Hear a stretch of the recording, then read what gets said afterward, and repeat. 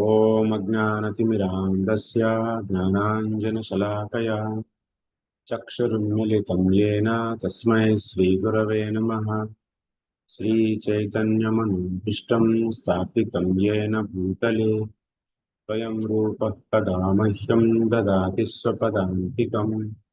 वन्देऽहं श्रीगुरो श्रीयुतपदकमलं श्रीगुरून् वैष्णवांश्च श्रीरूपं साग्रजातं सहगणरघुनाथान्वितं सजीवं साद्वैतं सावधूतं परिजनसहितं कृष्णचैतन्यदेवं श्रीराधा कृष्णपादान् सहगणललिता श्रीविशाखान्वितांश्च हे कृष्णकरुणा सिन्धो दीनबन्धु जगत्पते गोपेश गोपिका कान्ता राधा कान्त नमोऽस्तु ते।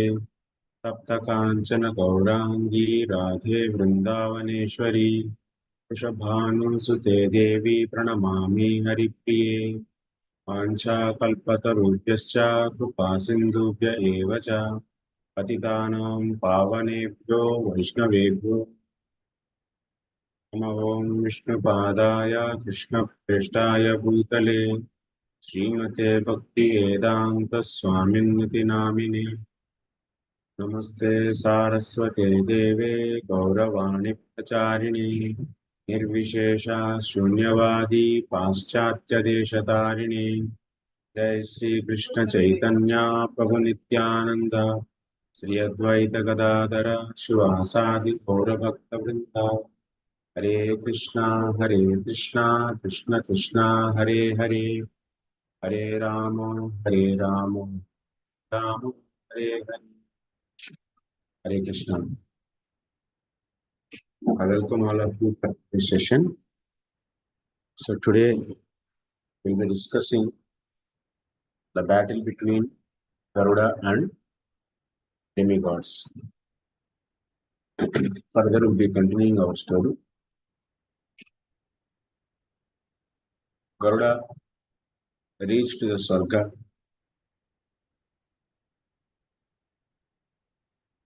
So when he was reaching, at that time all the demigods were trembling actually, and they came to know through Brahaspati, Garuda is coming. He is very powerful than Indra, and it is difficult, impossible for them to defeat Garuda.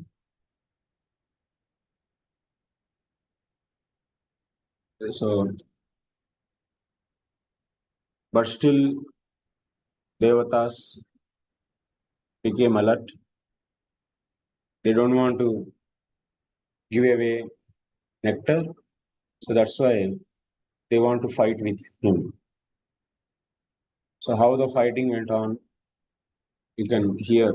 Sutta Goswami is continuing.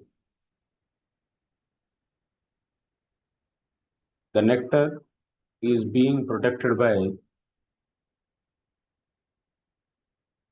mainly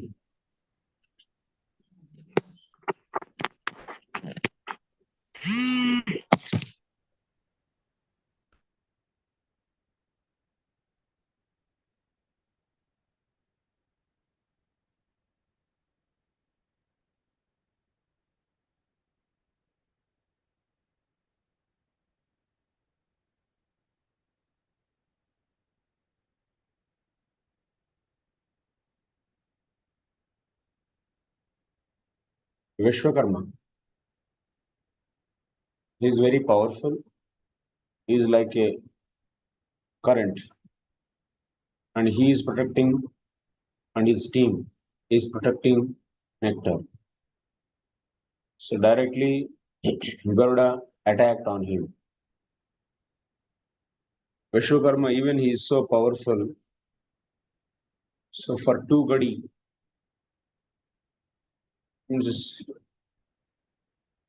so for little amount of time, he was able to fight with Garuda.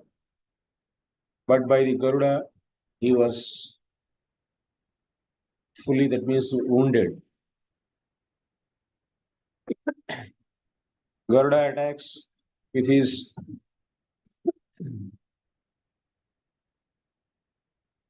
beak, and with his nails, very sharp nails, and also with his wings. These are the weapons for the Garuda. And using his beak and nails on his panja, so it made the fully wounded Visvakarma was defeated. Then after that, Garuda started fanning his wings.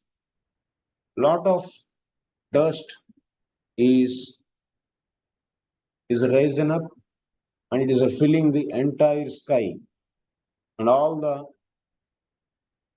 sarga is fully filled with this dust, and because of that nobody is able to see anyone. And like that, Garuda made a temporary darkness there, and devatas were completely being illusioned. They were not able to see Garuda. Where is Garuda?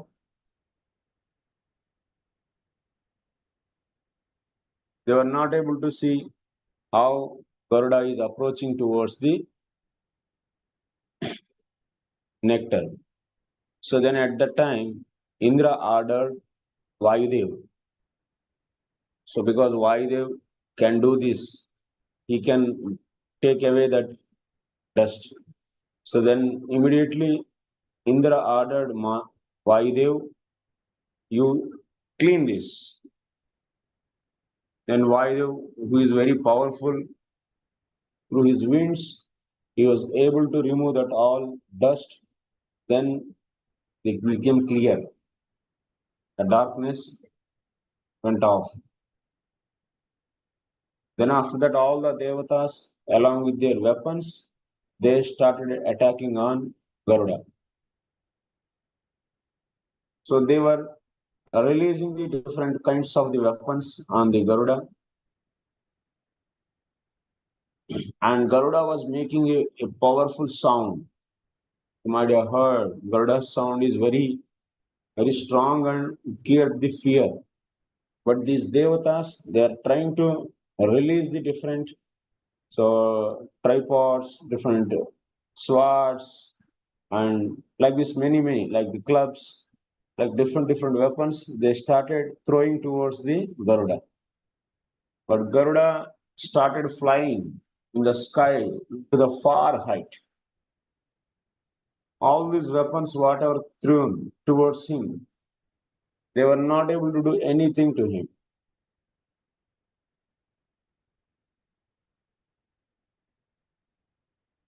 And that means they are releasing the different wheels, different swords, different knives, so many things.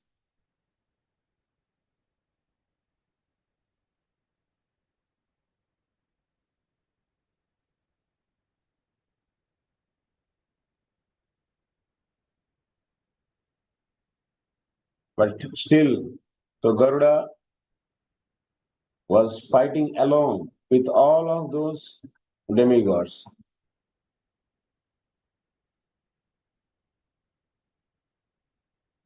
It is a lot of anger.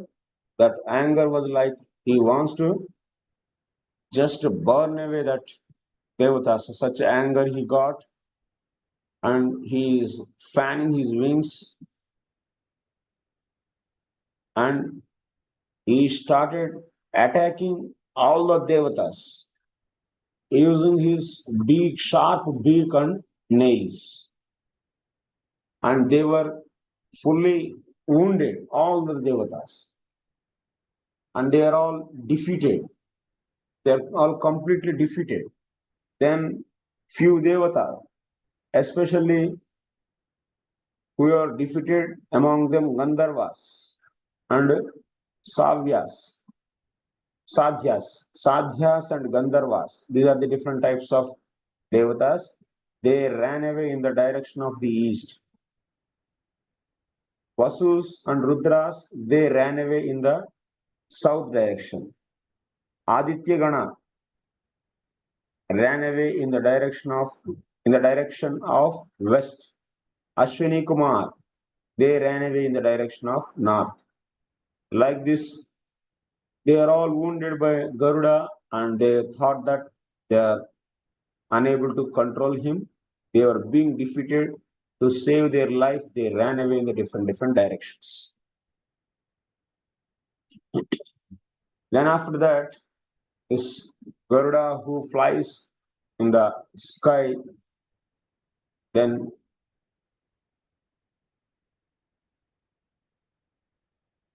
he fought with the different yakshas and also he defeated them. Then Garuda finally, with the lot of anger, he just made them tear with his sharp nails and also with the beak. So then after that, Garuda finally reached to the place where the nectar was there. That nectar was, it is kept in such a safety way. There was a wheel actually.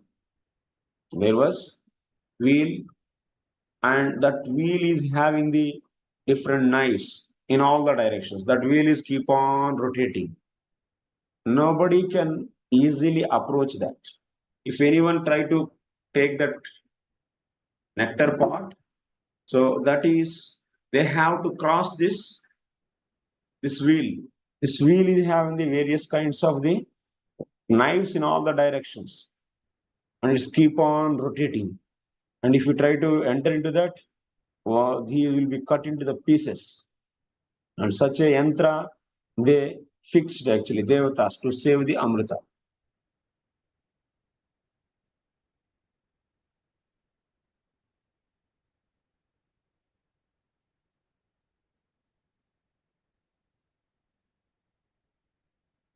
So then Garuda shape, even it's a bigger shape or a smaller shape. Then what he did, he made himself as is so small between two spokes. That means in the wheel there will be different spokes will be there. No? Easily he can enter into through that spokes. And such a small form he assumed by his potencies.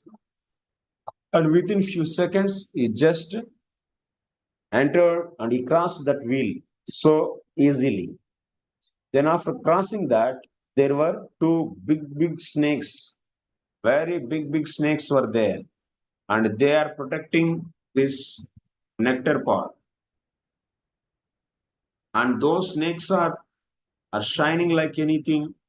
They are full in the black color and they have very sharp eyes and with full of anger. And they are ready to bite the Garuda. And such a powerful they are. So then at that time, Garuda what he did, so he threw some dust into their eyes by just fanning his wings. Then their eyes were with dust. Then immediately Garuda attacked on those and he made using his beak and his nails. So he made that into to the pieces. Then after that, Garuda took the nectar pot into the hands. Then while returning back, so he is with the nectar pot. So then he has to cross back the wheel. Then with his with his powers, he has broken that wheel into the pieces. And then after that, happily he came out from, he crossed that area and he came out. So then he is taking this nectar pot and he is flying back to the place where his mother is there and also Kadru and her sons. So while he is coming back, so here one important thing is we have to understand Garuda took the whole risk and after getting the nectar pot, he didn't drink that.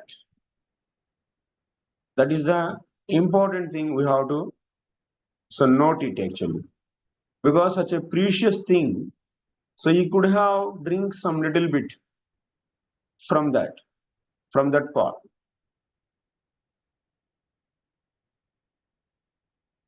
So here, that's why. Apitveva amrutam pakshi parigruhyashu nisrutaha agachat aparishranta avaryarka prabhavam tataha apitva eva amrutam pakshi. After taking into his hands, so he didn't drink that actually. And as it is, he wants to take it to and give to the Kadru. That means from this you should understand such a precious thing. Anyone get any valuable thing, immediately we try to keep into our own mouth. Like example, if you go to a nice mango forest and you went there to bring the mangoes for your first, maybe your father asked, maybe your mother asked to bring. Then what you will be doing? Immediately, in general. So devotees, I'm not saying about the devotees, the non-devotees. What they will be doing, there are nice riper mangoes and they are very attractive. Immediately they will put into their mouth, one or two into their mouth. They think that, okay, anyway, I'm taking so many, so one or two I can eat. What is there? They don't wait. So, and they don't get the permission of anyone. Just immediately they put into their mouth. That is showing that they have very much so greedy actually. Because of their greediness, so they took that. Instead of following their dharma, that means the given instruction, they immediately take and put into their mouth. So this is very commonly has been seen. But if you see in the case of Garuda, he didn't touch that. That means he didn't drink that nectar, because by drinking that he can become fully energetic and also he can become without any deathless. So that is one of the pure quality you can see in the Garuda. Garuda is Nitya Siddha, the Nitya Siddha Bhakta of the Lord. So in the devotees, you can find all the good qualities. Whoever is pure devotees, whoever is doing the pure sadhana bhakti, yasyasti bhaktir bhagavatya kinchana sarvai gunai tatra samasate sura. Whoever is doing the bhakti, all the good qualities will be residing in them. But whoever is not doing the bhakti, how can you expect any good quality in them? It's not possible. So that's why by seeing these magnanimous qualities of Garuda, so while he is going back to his home, Lord Vishnu came himself by seeing his selfless nature of his devotee. Garuda is devotee of the Lord. He always resides in Vaikuntha. So Vishnu became so happy, and Narayana said to him, "You are so selfless, Garuda. I am so happy with you." Vishnuna cha tadakashe vainateya sameyivan tasya narayanastustas tena laulyena karmana alaulyena karmana narayana tustaha. Narayana became so happy because of his greedless activity. Lolupa Lolupata Rahita. So that's why Vishnu became so happy with him because of his quality. So, and also he is a devotee. But one thing philosophy is, our Siddhanta is, even one might be having this so many material good qualities, like no greed, no envy, but Krishna will become or pleased with the devotion only. That is Siddhanta.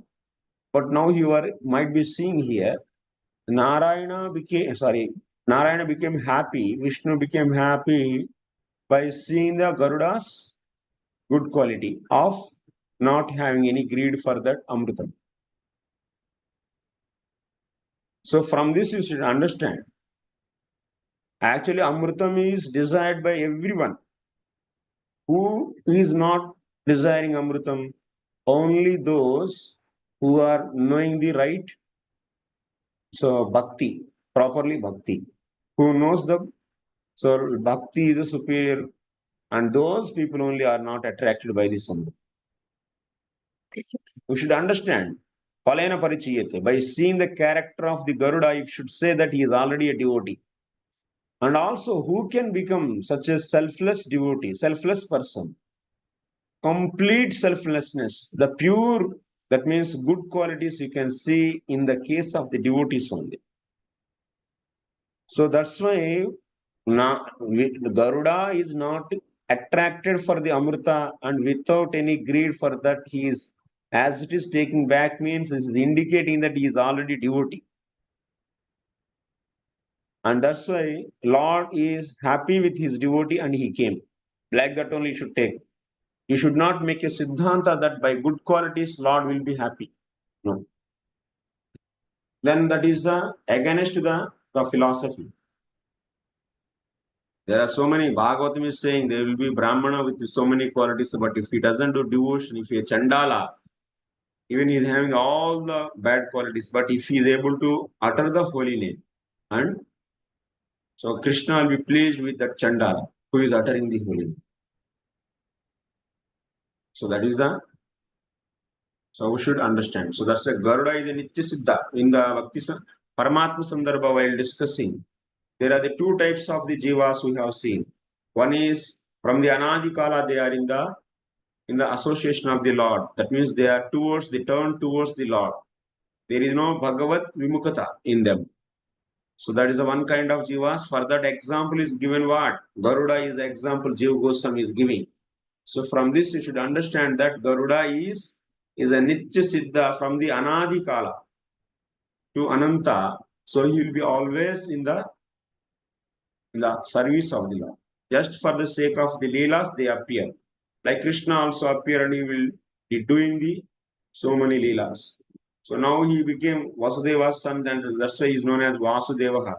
That means before that name was not there, before becoming the son of the Vasudeva, is there eternally. So similarly, Garuda is also, he is Garuda Dvaja. So that means he is in the standing in the Garuda, on the flag of the Vishnu. This is eternally there. But this you can see in the form of the Leelas. So that's why the Lord is so happy with the Garuda, and he appeared and he asked, I'm so happy, my dear Garuda.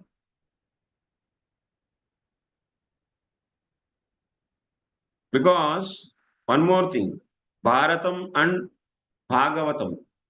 If you see how to understand Mahabharatam, you should understand Mahabharatam in the light of the Bhagavatam.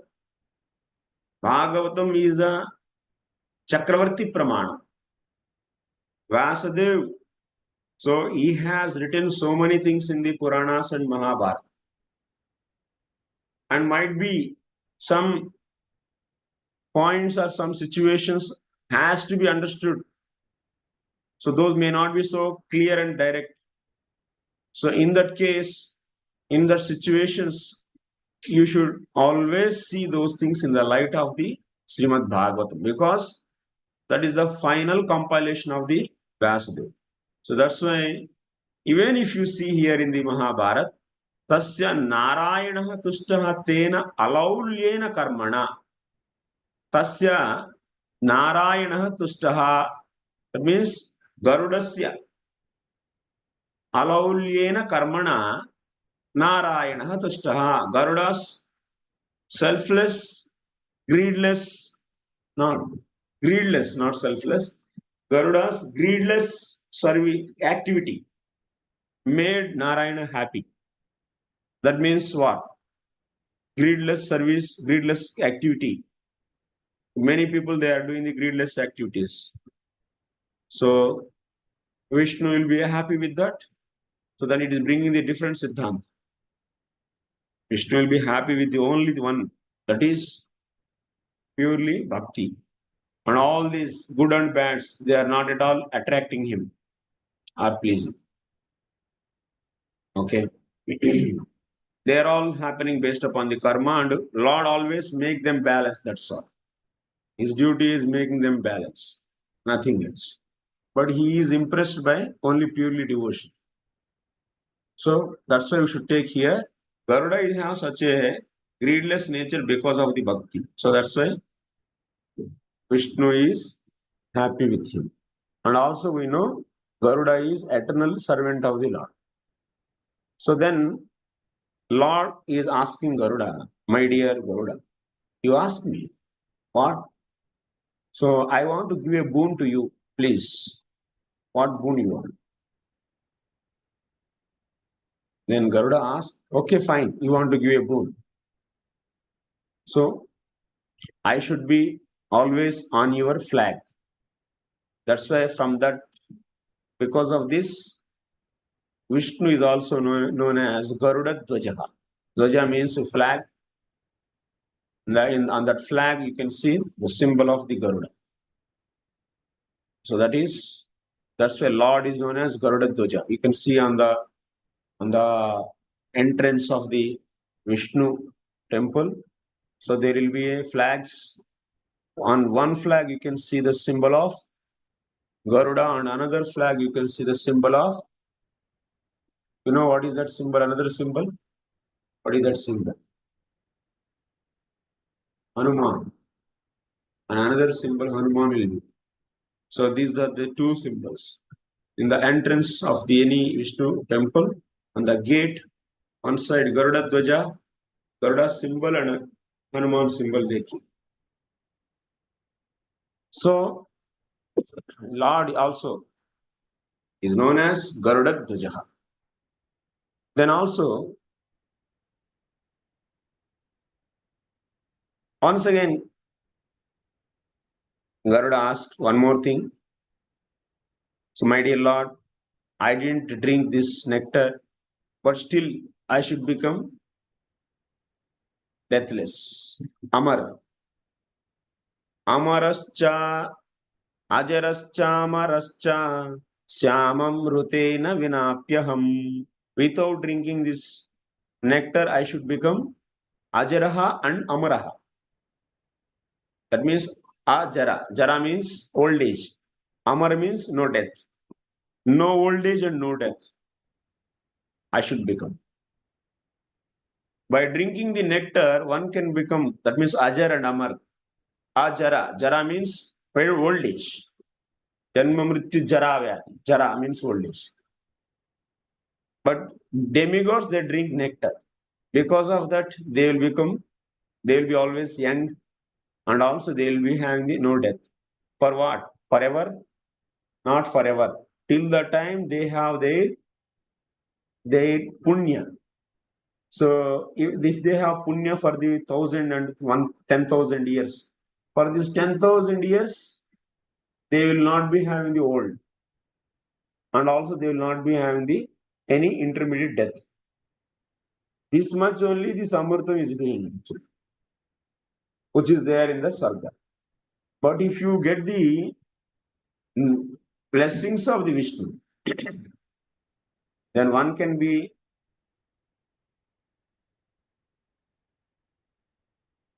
without old age and without death forever. Forever. So that's why Garuda is very intelligent. He's a devotee. He took non-death, that means deathlessness, and old agelessness from the Lord's blessings. So we all the devotees, that's why they will not hanker for the, like Garuda, for the Amritam which is there in the Swarga, which is given by Indra. No. Devotees will not run behind that. They get everything from the blessings of the Lord, Vishnu. So that you should understand here. That means Vishnu, he can understand here Vishnu is even more powerful than the nectar which is there in the Swarga. And Vishnu can make one forever, no old age and no death. So that's why this Siddhanta is establishing. Vishnu is not an ordinary demigod like others. Vishnu can give this kind of potency Vishnu is having. Because of his Sarupa Shakti, he can sanction this. Not any other demigods like Indra, Chandra, Vayu, Agni, they cannot do this. That's why you cannot equate Vishnu along with other demigods. So then, after that, Lord also said to Garuda, so whatever you are desired, so that will happen. These two desires, that means whatever you ask, those are sanctioned to you. Then Garuda also said one thing.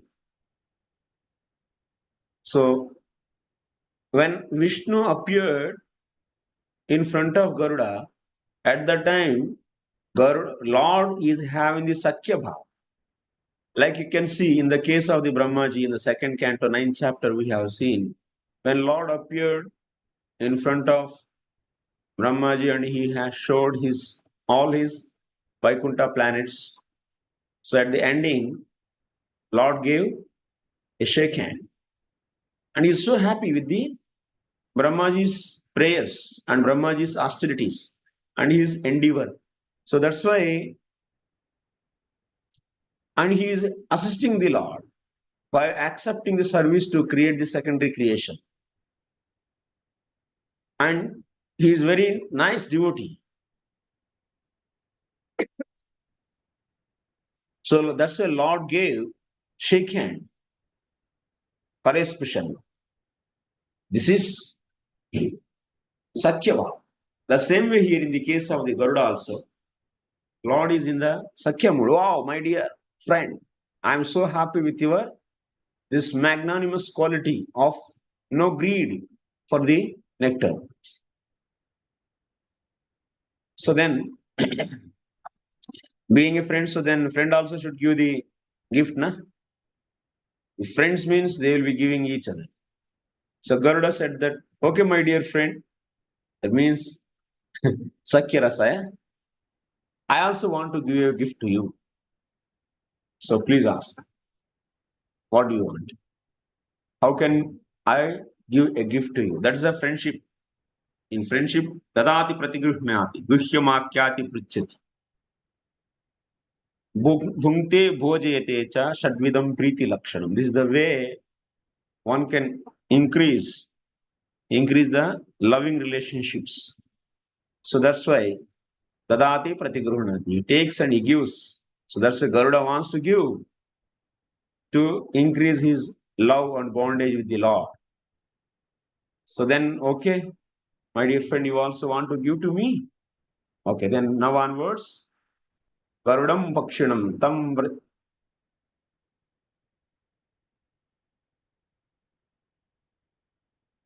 Dvajam Chakre Bhagavan Upari Stasyati ititam evam astu ititam devam uktva Narayanam Kaka.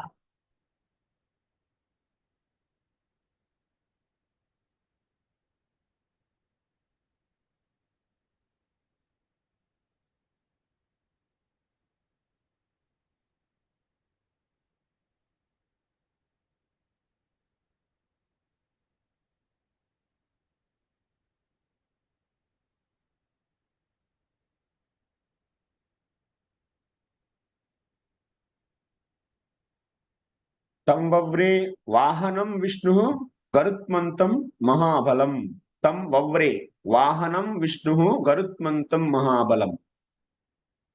So Vishnu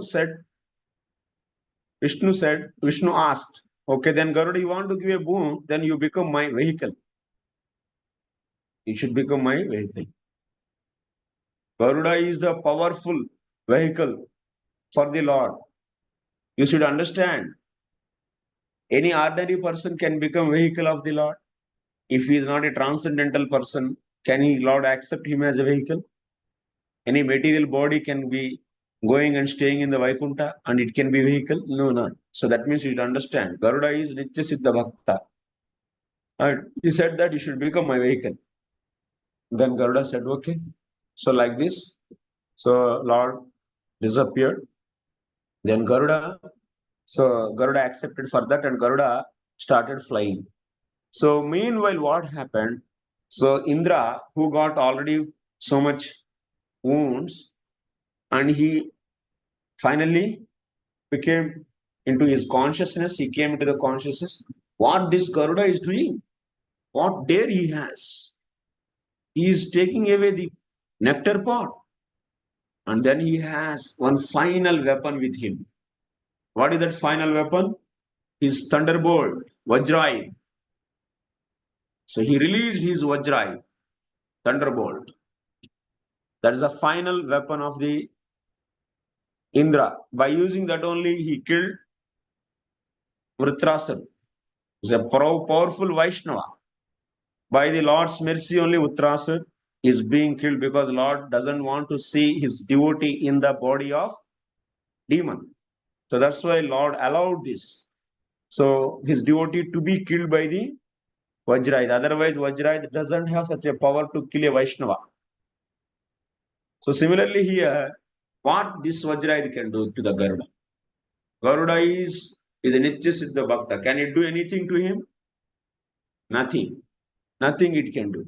So when Indra released this Vajra, Rishermanam Karishyami Vajram Yasyasti Sambhavam.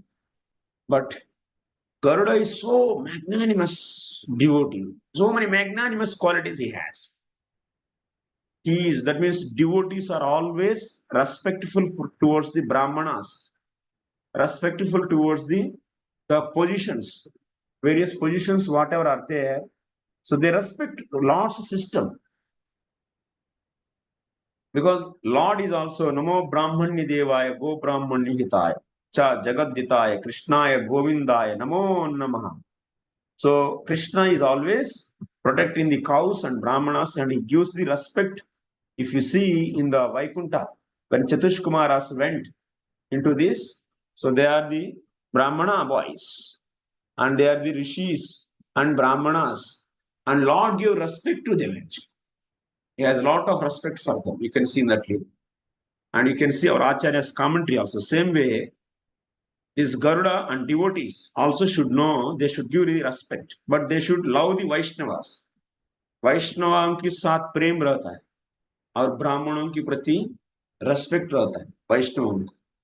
So that's why, so he has so much respect, and that Vajra is made by one Brahmana's haddi, bones. With that it is made. Tadichi Muni, and he is a Brahmana, and using his addi, using his bones, that he did the Narayana Kavacha mantra, so that's why his bones became so strong. We see this in the 8th canto. So because of that, that bones became very strong. And using that, Vajra is made. And he has respect for that Brahmana's bones. And that's why he doesn't want to make, Garuda doesn't want to make fun of that weapon. At least some effect should be there on him. Only for the sake of respecting that weapon and respecting the Brahmana. So who is cause for the making that weapon? And also he is respecting Indra. And Indra is also is the king of all the devatas. And what people will think, Indra released and he couldn't do anything, and nothing his weapon made to him. So that's why, for these all reasons, Garuda, what he did, okay, my dear Indra, you are releasing this final weapon, your weapon, thunderbolt, on me, for respecting that Brahmana and also for respecting you. And this weapon, what I will do, I just leave one feather. He has so many thousands of feathers. One feather from his body is just released out. When that Vajra hit the body of Garuda, only one feather came out. Just that also why it happened? Only for the respect. That means you should understand devotee's body is transcendental. It cannot be attacked by any kind of the material weapons. No. And only out of the respect he did this. Or otherwise, sometimes devotee, devotional mata. So bhakti will be hiding her glories. And you can see apparently, so their body is being affected by the diseases, and you will be seeing their body is affected by the some weapons and so on. So, but actually, that is only to show or to hide her so qualities. Bhakti Maharani is doing like that because by bhakti only their body became transcendental. So that's why, and to maintain this kind of decency, vyavahara. So this is done. So Garuda just done this. Then by seeing that's a beautiful feather came out from his body and it's so beautiful. So that's why from that onwards he was known as Suparnaha. So who has beautiful feathers. His name is one of the another name is Suparnaha. Like that he's got this name. So these are the qualities of the devotees.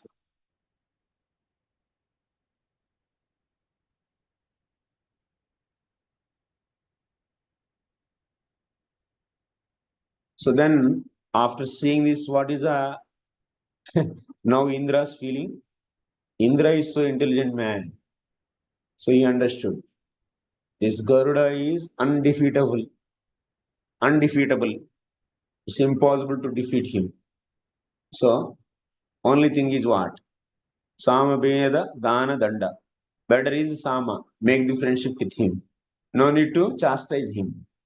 Indra attacked Indra used the Danda. Actually, Chanakya says if enemy attacks, you have to.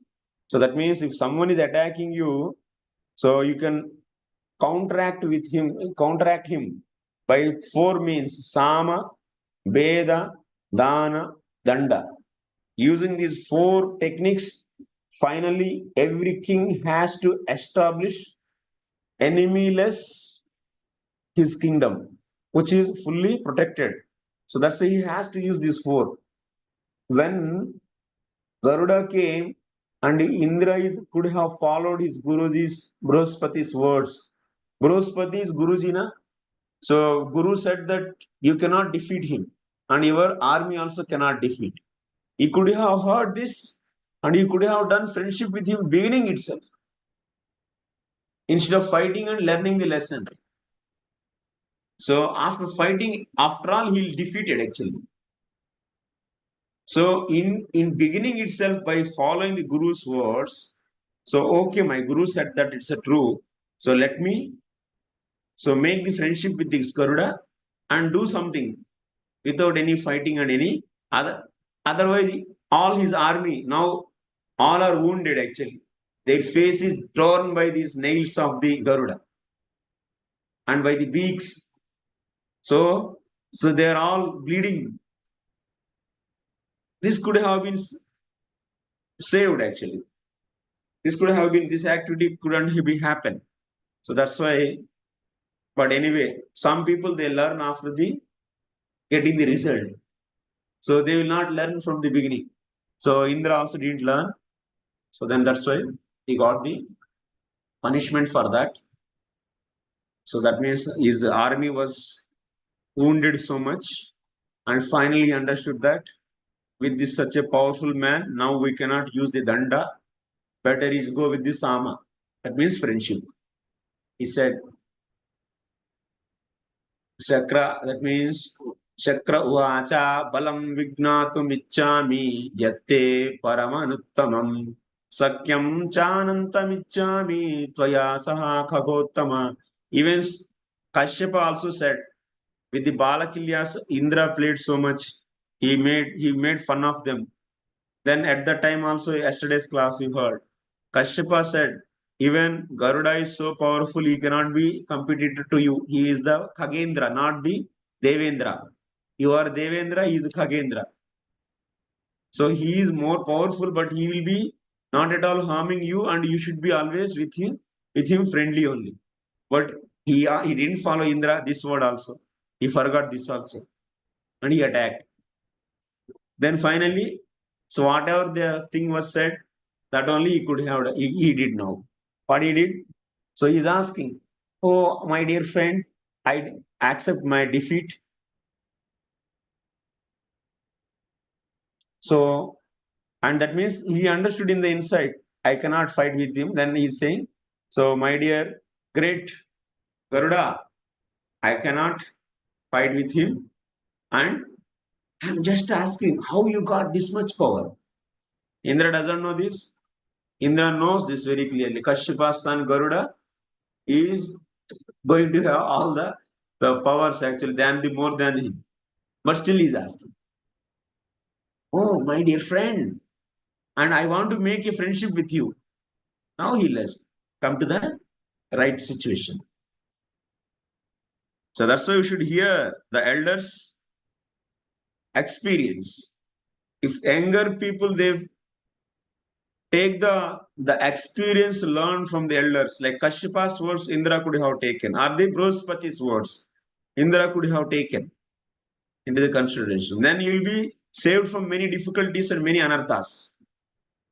So that's why nowadays younger generation is not following or not taking the suggestions from the elders.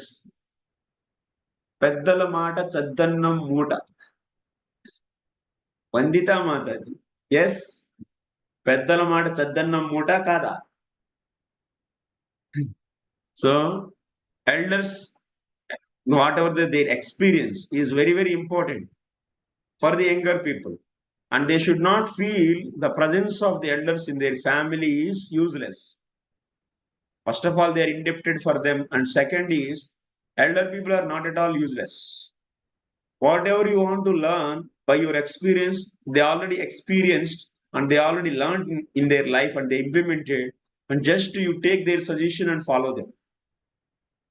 Then you can save so many things very easily and you will be saved from many, many anarthas.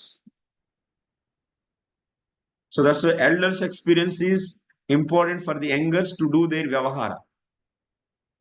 For their vyavahara, it is very important.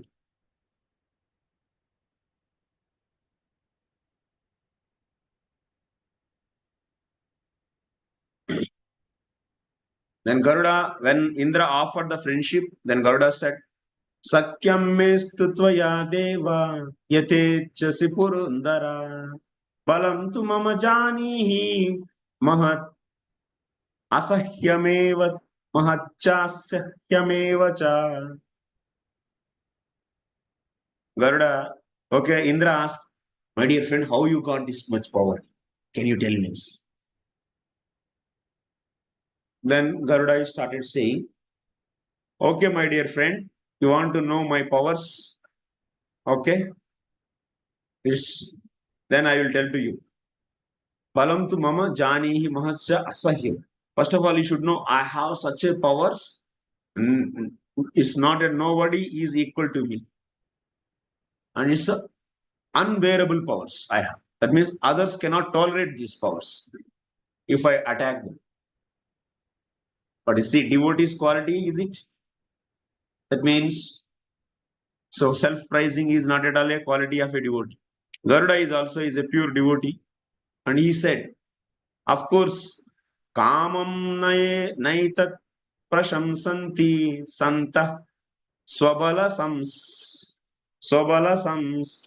samstavam guna sankirtanam chapi swayameva shatakrato.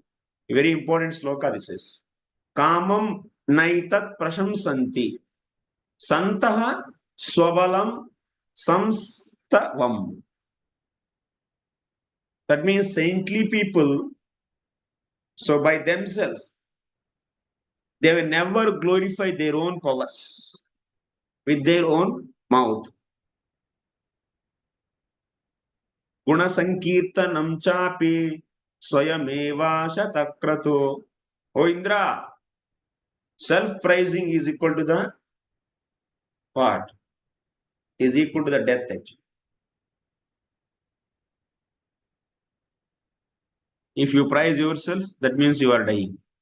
You should not praise yourself. That's why Santaha Swa Bala Samstavam Na Prasamsanti. Guna Sankirtanam Chapi. They will never glorify themselves.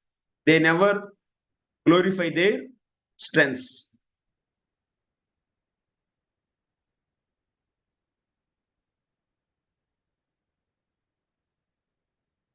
If you glorify yourself, you will be losing your energy actually. You should not do the self-glorification. So Garuda said this. But there is a condition. There is a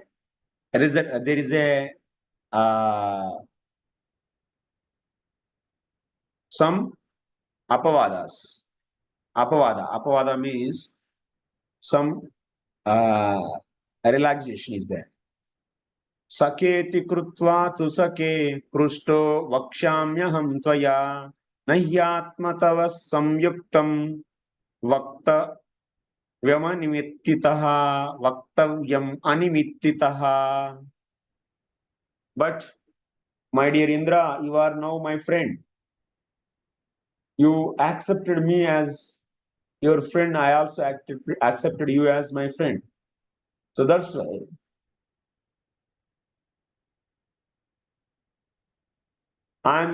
as a friend, I am telling to you. But since you are my friend, and among the friends, they should know each other. So that's why I am telling my powers. Otherwise, without any reason, I will never do that. That means one should not do self-glorification without any specific reason, actually. If there is any specific reason, actually, that means there is a need. There is a very much need is there. Then in that case, it's okay. But without any reason, just going in front of everyone, keep on glorifying himself and expecting glories from others, and they also should glorify you, then that is equal to the death, actually. So that's why here, nahi atmastava samyuktam vaktavyam animittataha. Here Garuda is saying, atmastava samyuktam vaktavyam animittataha, without any reason. Atmastava, that means glorify, self-glorification. Navaktavyam should not be told. But I am telling to you because you are my friend. So then, oh my dear Indra, you should know how my strength, if you keep all the objects on this earth, along with earth, and whatever the mountains, rivers, oceans, along with all these, if you keep on my wings, I can easily just bear that weight and I can fly. This much power I have. Oh my dear Indra, not only think only this much. If you keep the entire Brahmanda, that means the 14 planets, everything if you keep on my shoulder, on my wings, on my back, I can easily just hold it and I can fly to any extent. This much strength I have. This is Garuda's power actually. So Garuda said this.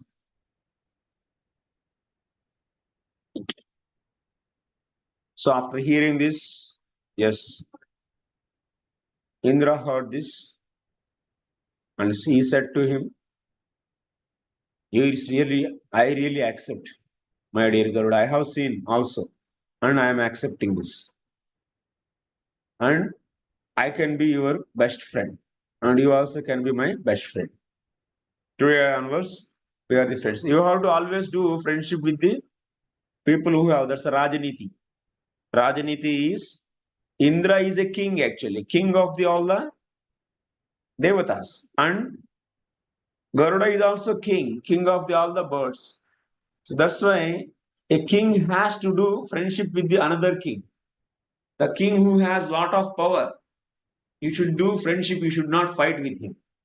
This is the Chanakya says in Arthashastra.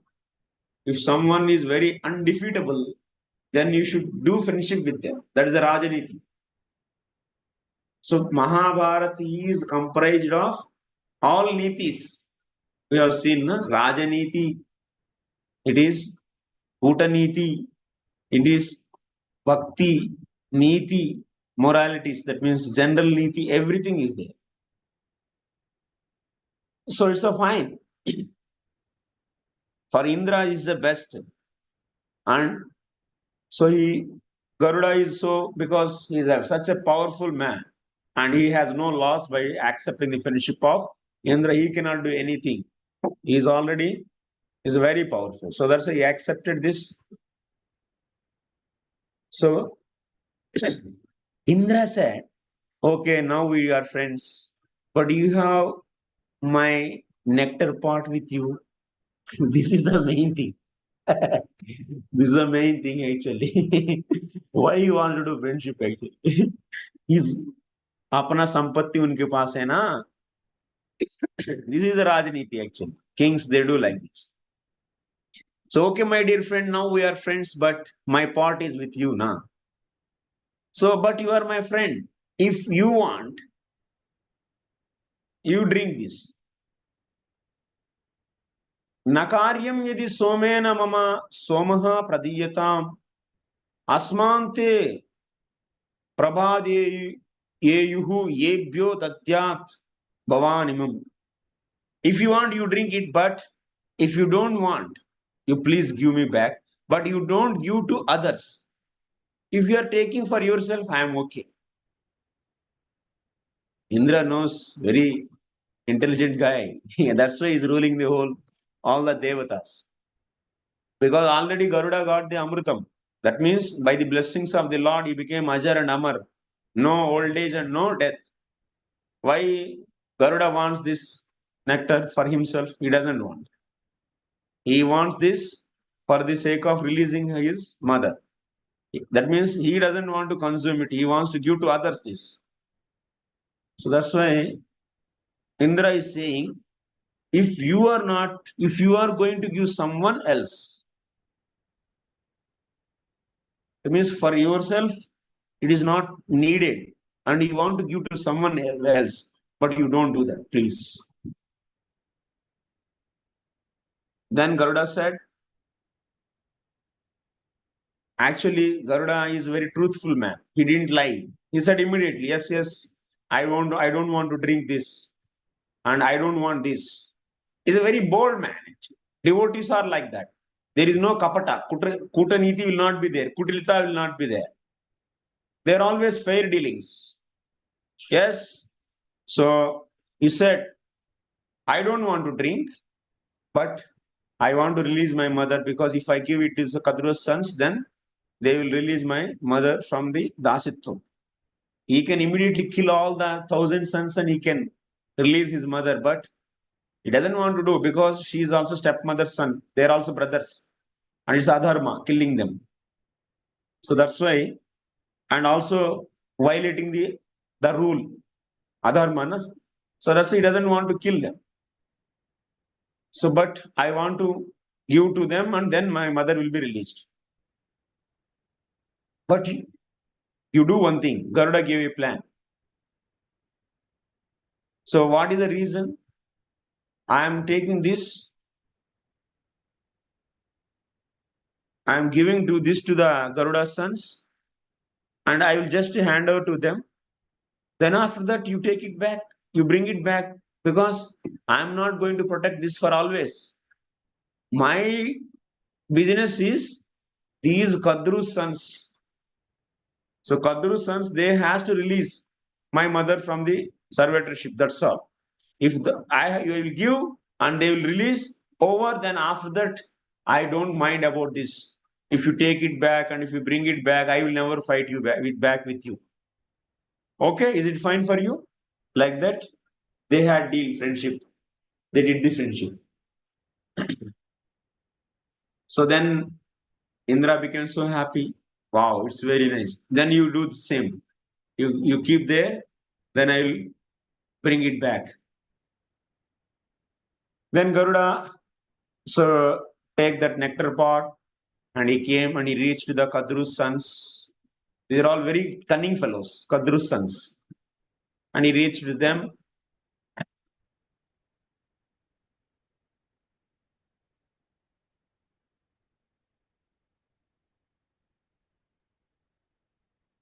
And Garuda also thinking, these people so cheating guys, and his mother is also cheating, and these sons also cheating, cheated my mother. For last 500 years, they are suffering. My mother is suffering. So these people became like a black hair on the Uchchaishrava horse. So really, he is just remembering this. And why I have to save this? Just he reached there and he just gave to them. Take it. Take it this. And also he said one thing. So my dear brothers, because now you are going to drink this nectar,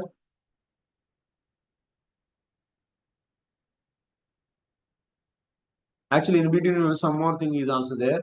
And whatever that means, Garuda's plan is being approved by the Hari also and others also. They all said it's a fine. So because Indra is also having the concern why he doesn't want to see these snakes drinking this nectar. If they are already poisonous, they are already weak, and if they become very strong and they become deathless, then hadkam machayenge. That means they will be destroying the entire creation. They will be creating threat for the demigods also. And that's why he doesn't want to see that they should drink. Indra is a king, good king actually. And that's why he doesn't want to allow that to drunk by others than the demigods. So that's the right. That's Indra's duty. Nectar should be given to only those people who are residing in under his jurisdiction in the Swarga. So that's why the Garuda's plan is accepted. And also Garuda said that to Indra, you see, my brothers also very cunning fellows and my stepmother, and they cheated and they have made my mother as a servant for them for 500 years. So that's why will we just giving back to them? After that, I don't fight with you. You bring it back.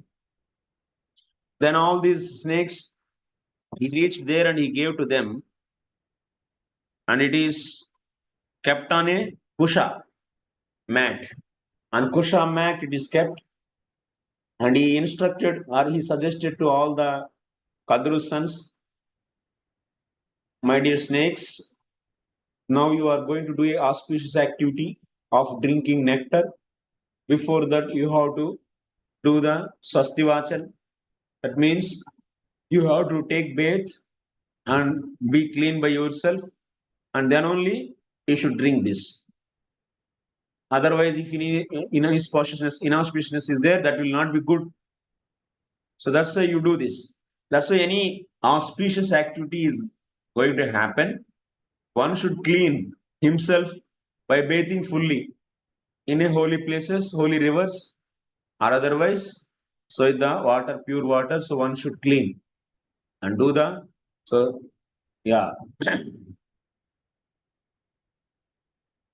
So then all these Kadru sons went to a river and they started taking bath. Meanwhile, what happened? So and also he asked, Garuda asked that, so you people already I gave my part I did. I gave the nectar to all of you. And now onwards, my mother is not under your servant. He will not be your servant. She will not be your servant. And also I will not be your servant. Is it okay, deal? Yeah, this deal is done now. So now you are all released. You and your mother is released. And so we'll come and we'll take bath and we'll come and drink this. And Garuda said that, okay, he took his mother and he came out and they went to the river to take the bath. And meanwhile, Indra came there and he took away that nectar part and he brought it back to the circle. Then these all snakes, they took bath and they reached back to that place where the nectar was there. And after coming and seeing, there was only kusha mat, there was no nectar there. So they got surprised. Oh my God, what happened? Then after that, they thought, anyway, we cheated Vinata and also Garuda. Falsely, we made her as a servant. And we just give it try actually to get the nectar.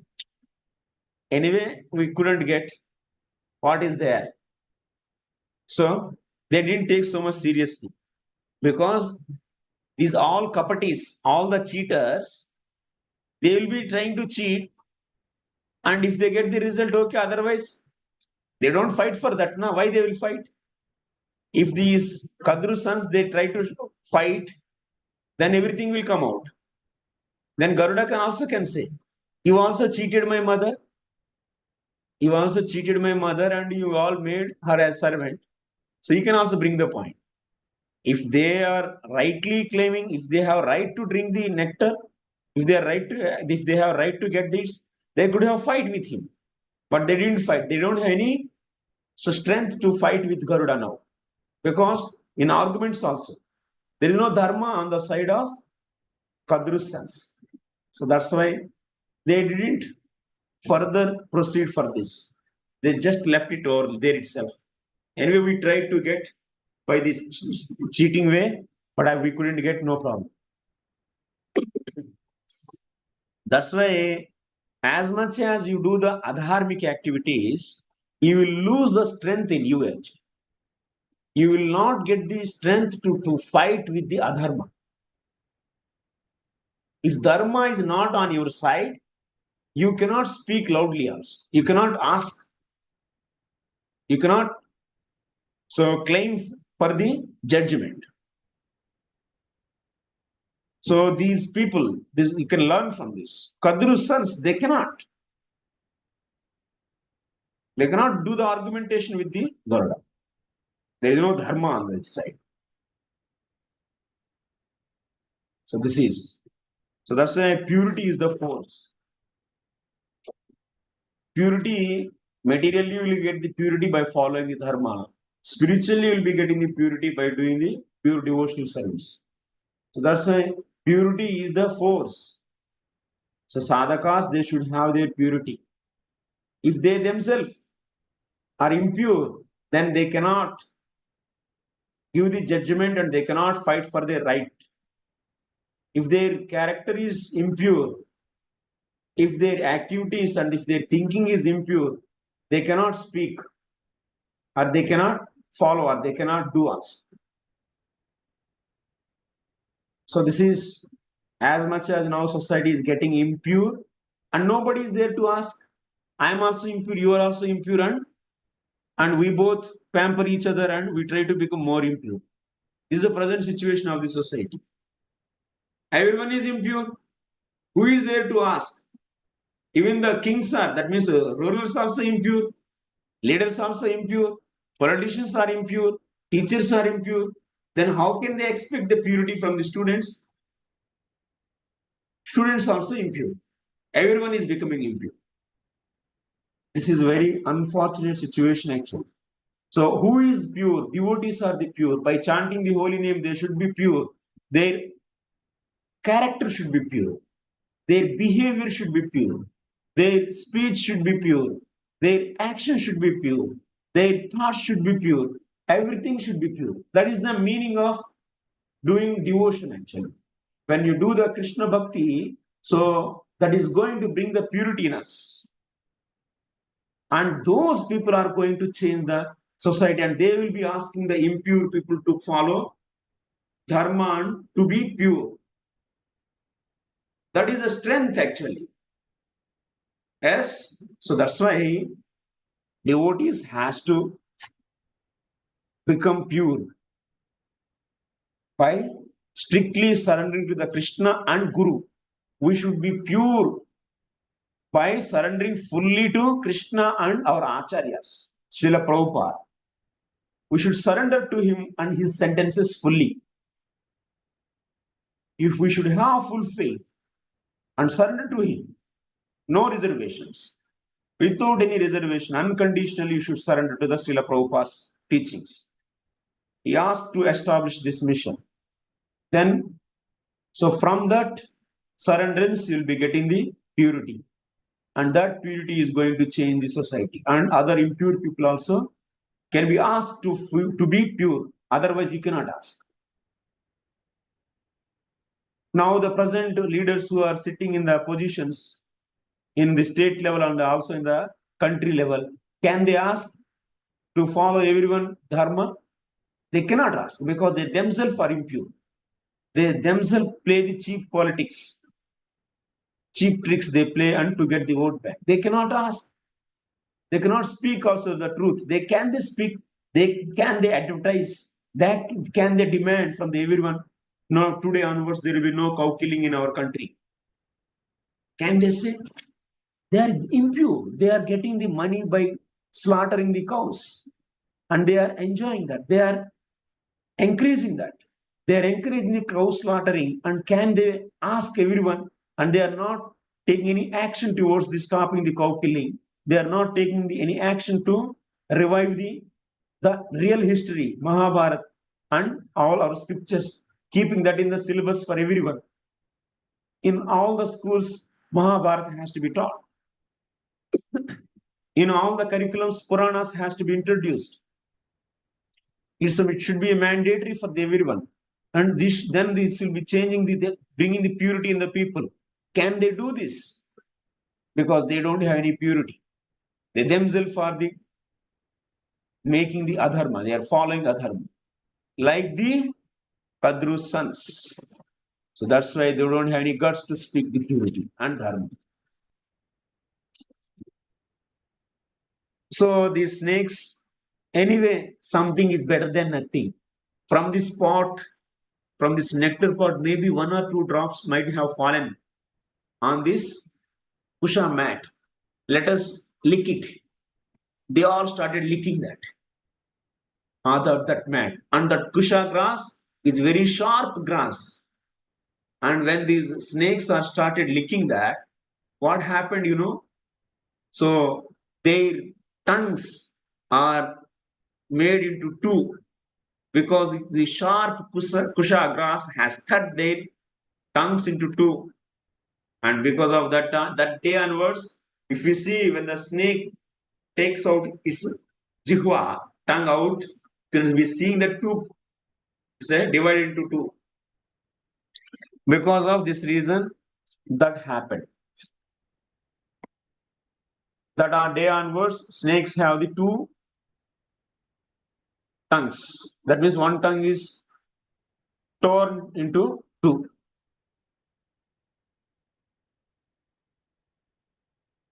But what it is going to get? Nectar will fall like that? Nothing.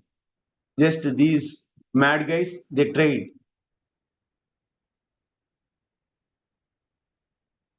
So anyway, Garuda got the release from and his mother also released. They all now happy. They are flying in the sky and according to their wish. And nobody, otherwise previously, every time Garuda was engaged in as a chariot driver, as a carrying driver for all these snakes. These snakes used to order, you take there, you take there, you take there, like that. Now he is not doing anything. And he is happily so flying. But here one more thing actually. I forgot one thing to say. When there is a friendship between Indra and Garuda, at that time, so Indra asked to not to give that to the unrighteous people. So for that, Garuda accepted. Yes, I will not give, and I will keep there, and you can bring it back. And by this proposition, Indra became so happy, and Indra wanted to give a boon to Garuda. So Indra also gave a boon to Garuda. Anyway, you are so powerful, friend. So I want to give something to you because you accepted for my proposal. I want to give one boon to you. Then Indra gave boon that. Then Garuda asked. So I am feeling so hungry all the time. So you make me all these snakes should become my food. Now onwards, all the descendants of the snakes, not his brothers, but their brothers' descendants. That means millions and millions of snakes will be there, na? So those has to be my food. So that I can eat nicely and be happy. So Indra gave the permission, and also Hari also, Lord Vishnu also accepted this. Okay. Because there is no disbalance in the creation by this. So it will be good only. All other, that means Vishnu, who is the main creator, he also approved this. So like this, Garuda is all the time eating the various snakes and flying as per his wish. Along with his mother, he started staying happily. So now, Imam Katam Yah Srunyannara Sada Patetva Dijaguna Mukhya Samsadi Asamshaya Trividamiya Sapunya Bhak Mahatmana Patagapate Prakirtanat. What is the result of hearing this Garuda story? Garuda story is over now. So the result, the Falasruti is said here. Whoever is hearing this Garuda's, this holy story, and he will be freed from all the sins,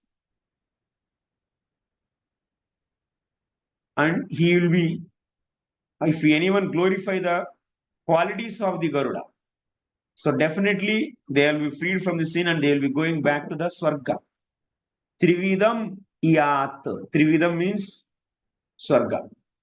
Trivishtapam, Trividam, like that, these are the different names of the Swarga. Now you are all eligible to go to Swarga. But whoever is hearing the transcendental qualities of the Garuda, they will be definitely imbibing in them also all the devotional qualities that will be purifying our heart. So hearing the Krishna Katha will be purifying, and also hearing the Rupa Goswami says in the nectar of devotion, like all the 64 limbs, he says these 64 limbs not only for towards the Krishna, but even if you do these towards the devotees also. That means if you start hearing the devotees' qualities, devotees' leelas, devotees' actions, so those also will be purified. If you do devotees' kirtanam, devotees' shravanam, devotees' smaranam, is also going to purify. So as per the order of the Srila Rupa Goswami, so if you hear the devotees' qualities, so it is purifying and it is a directly devotional service. So next, after that, what happened?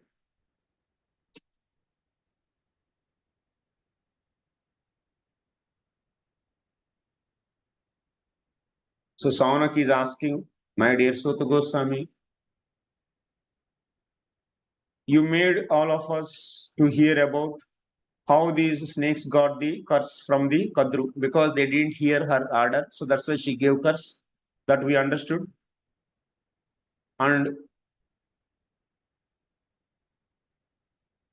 how also Vinata so released from the curse. Vinata also got the curse from her elder son Aruna, and she is released by younger son Garuda. Aruna, Garuda. Nice names. Tata Dadana. Dakaran. Davarga. Tata Dadana. Garuda. Aruna. So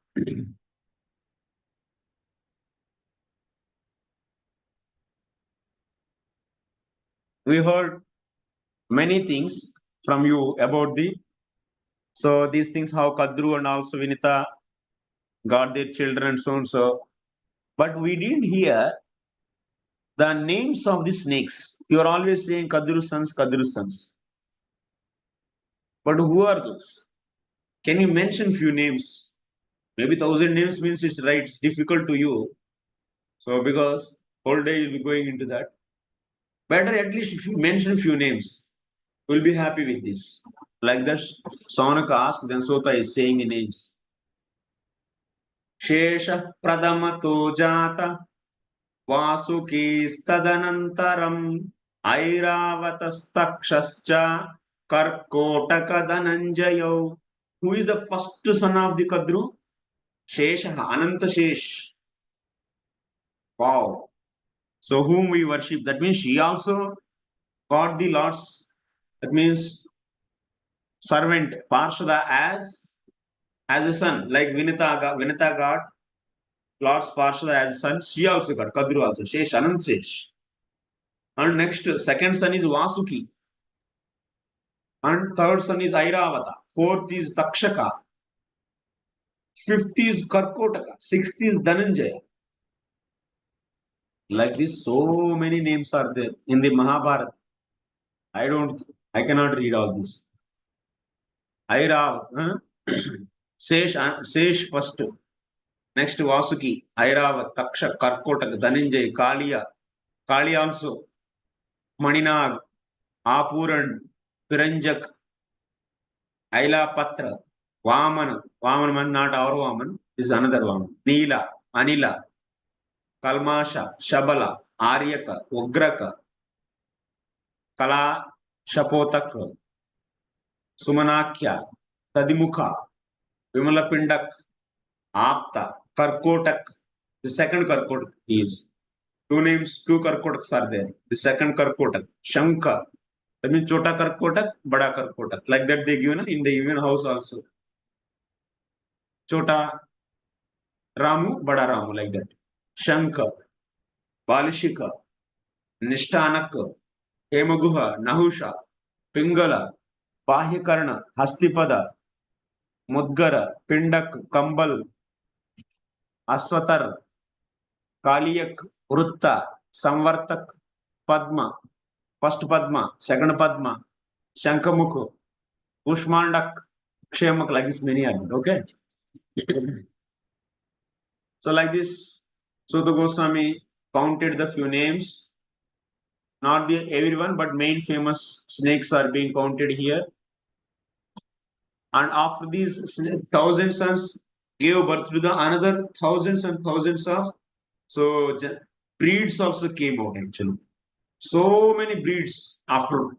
So having the mixing of all these various breeds of the snakes and millions of snakes expanded actually. And we cannot count all those also. Even that categories also we cannot count like that. Saunaka said. So Sutta said. Then Saunaka is asking. So then he is asking one point.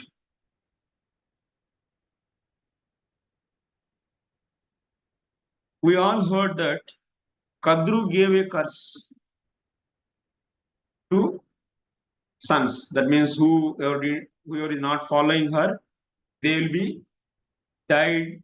They will be killed in the Janmejaya Sarpaya. But Ananta Shesh, these are all not going to hear. Shesh, why he will hear? Vasuki, these are all very good people, dharmic people. And their mother is asking them to do the wrong thing. Even mother says wrong thing. If mother says wrong thing, you should not follow her. Anant Shesh didn't follow. Shesh, first son. Vasuki also didn't follow. Only few only went. Few snakes only went and became so like black hair on the Ucheshrava. So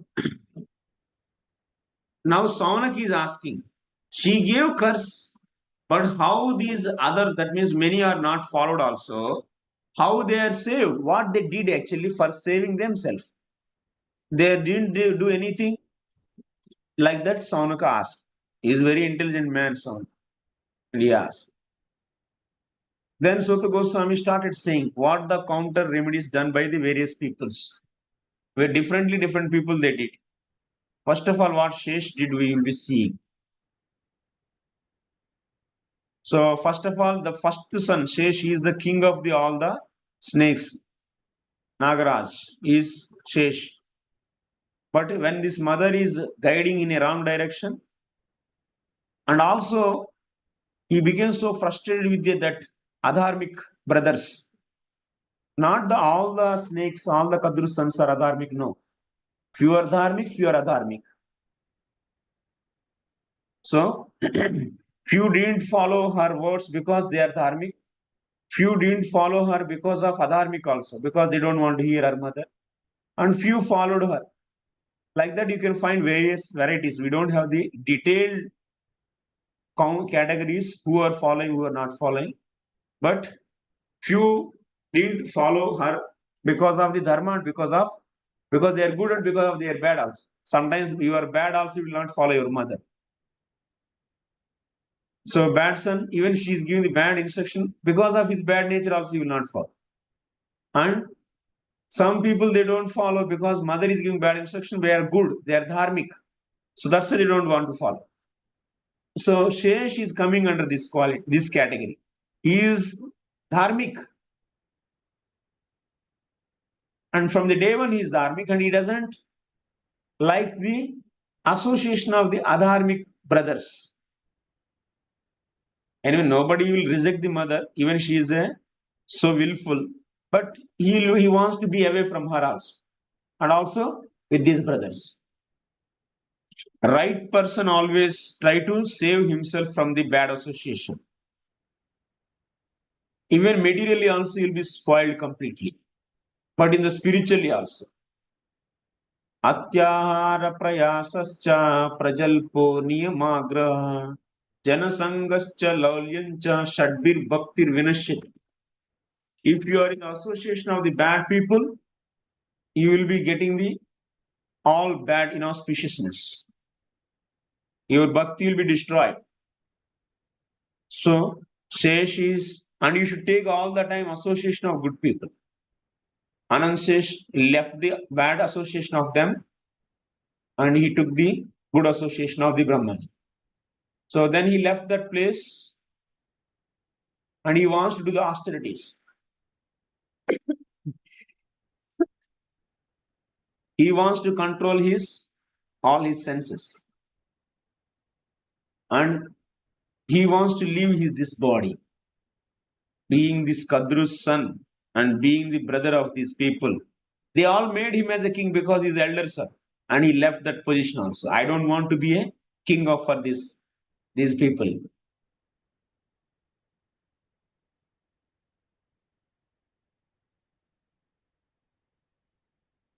So he went for the tapasya. And he wants to do the remaining time to do the tapasya and control his senses and mind and fix on the absolute truth, his focus. So he was doing the austerities on Gandhamadhan Parvat. And also in the Badrika Ashram, he did the austerities. He did tapasya and austerities. And he went to like this Gokarna, Pushkar, Himalaya, like the different holy places he went and auspicious places where the people and disturbance is not there. Because why these people are they going to this kind of places? Because all the spiritual activities can be done very nicely there. Janasanchara.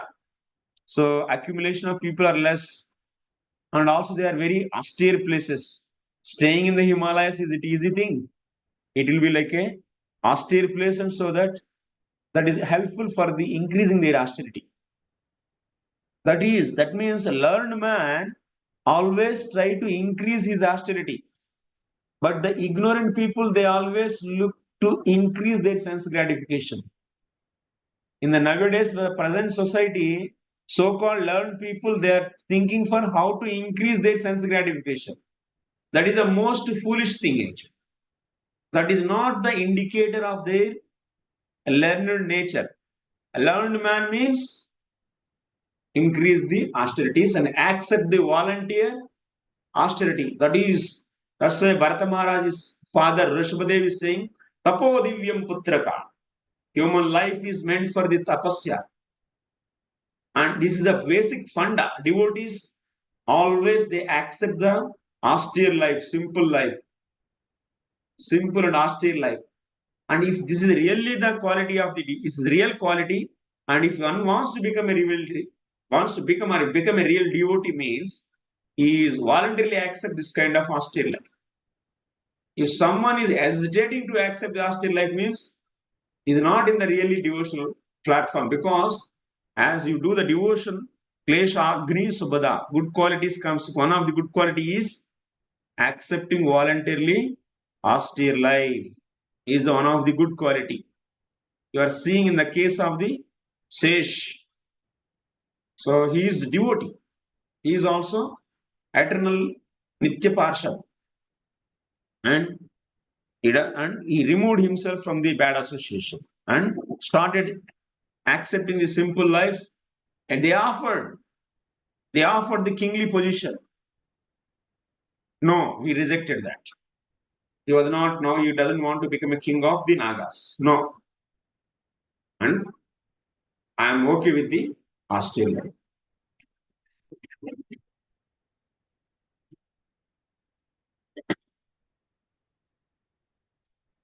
So, like these various places, he did the several austerities, and Brahmaji saw Shesh and his severe austerities, and he became, that means Shesh became so thin, lean, and his body is completely digested. And he got the big jata, and he was wearing the barks of the tree.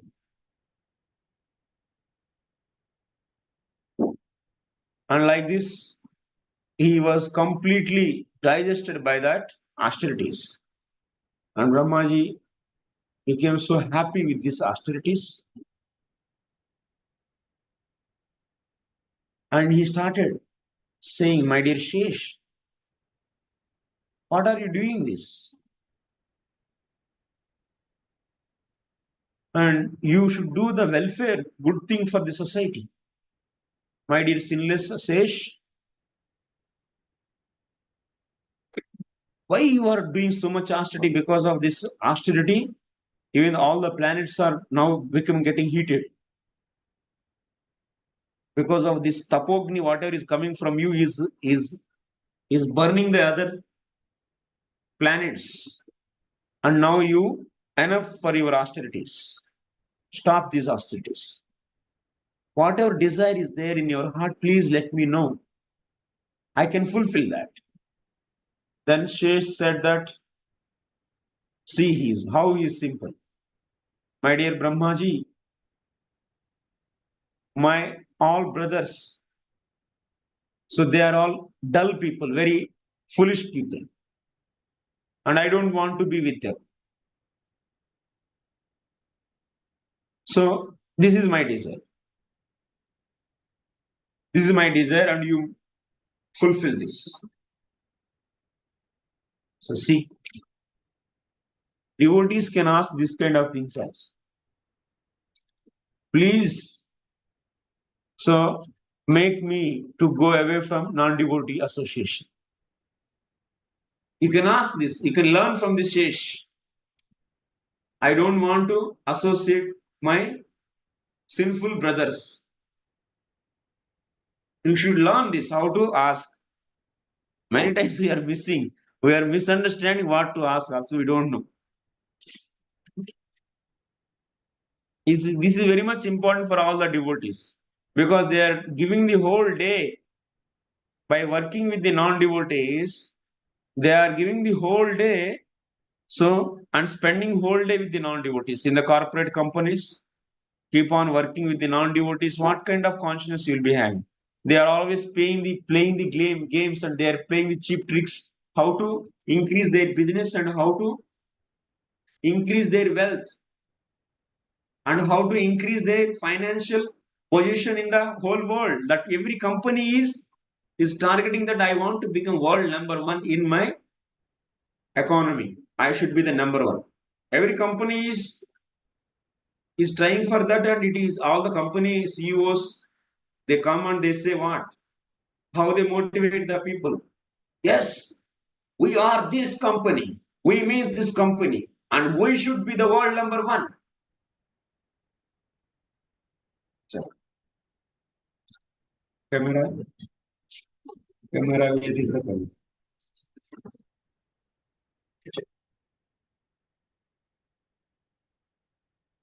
One second.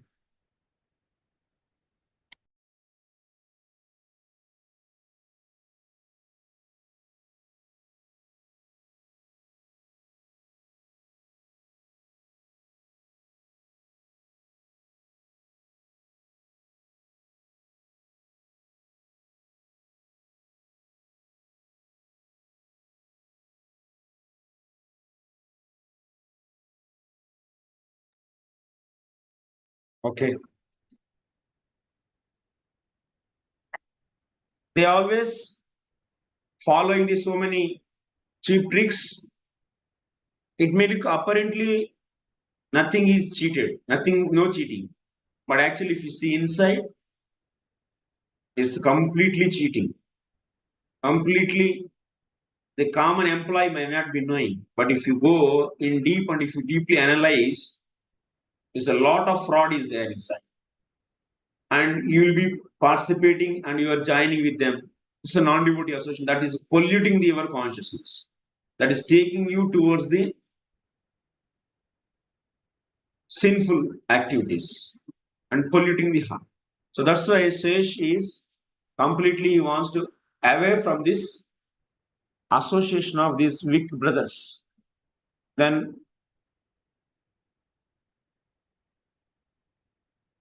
these my brothers, all the time they quarrel each other. They always fight, and they say one is saying something, another is saying another thing. Then after that there is a disagreement. Then they are fighting and they are shouting. There is like this quarreling. I'm completely frustrated with these kind of things. I don't want to be with these people.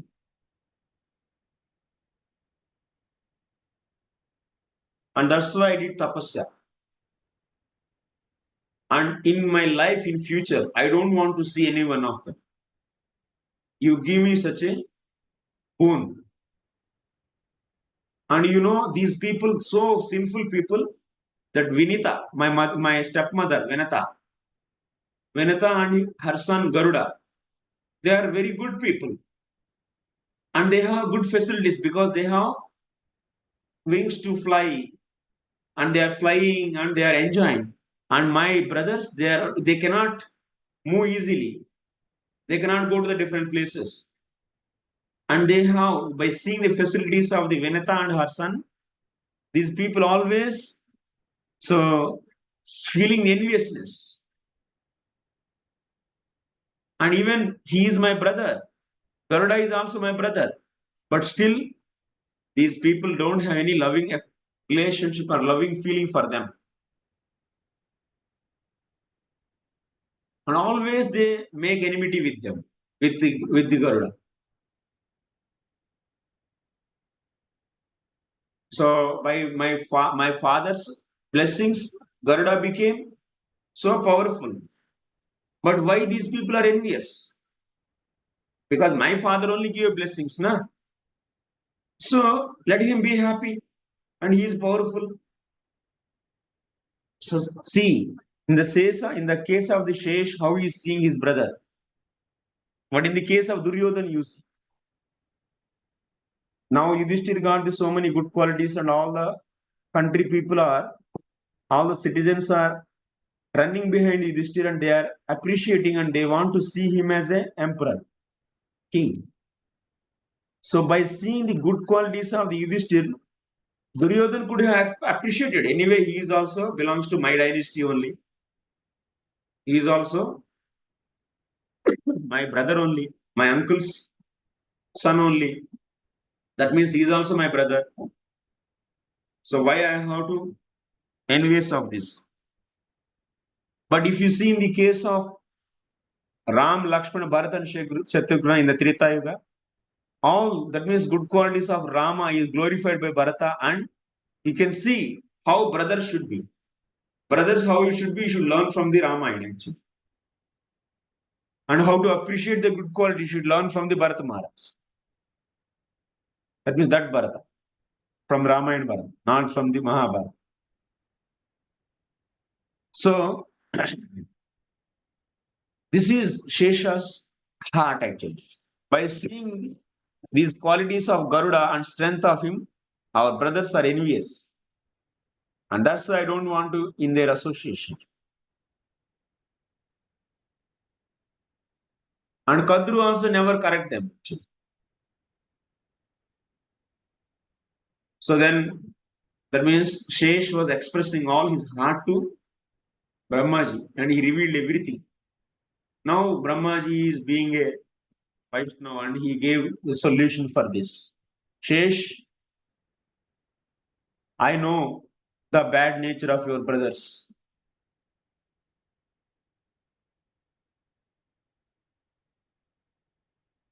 Because of your mother only, they are all cursed also. But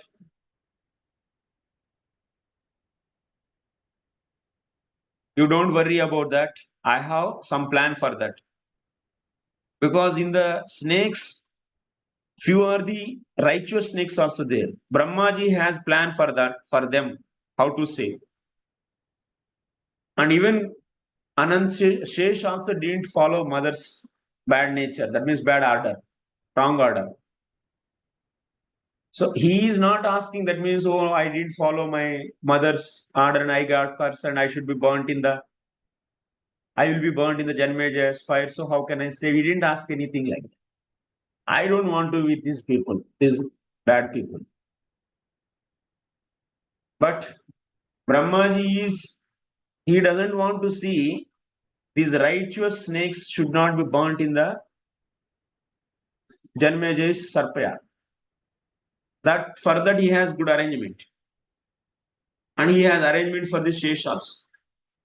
And he understood the heart of the Shesh. Then he said, finally,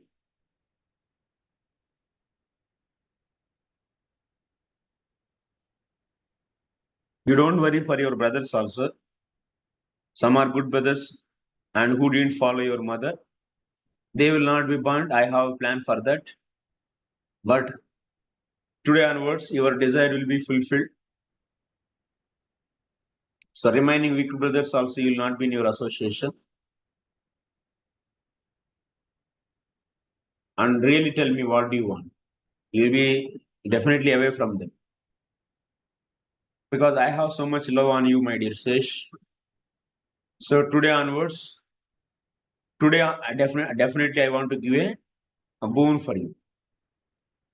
So please ask. Please take my blessings. Like that, Brahmaji said. Then Shesh is saying, so my dear Pitama, I don't have so much big desires, but my desire is only one is my intelligence always should be fixed in dharma. My mind should be always in my control. And I should be always doing the austerities. What a boon he is asking.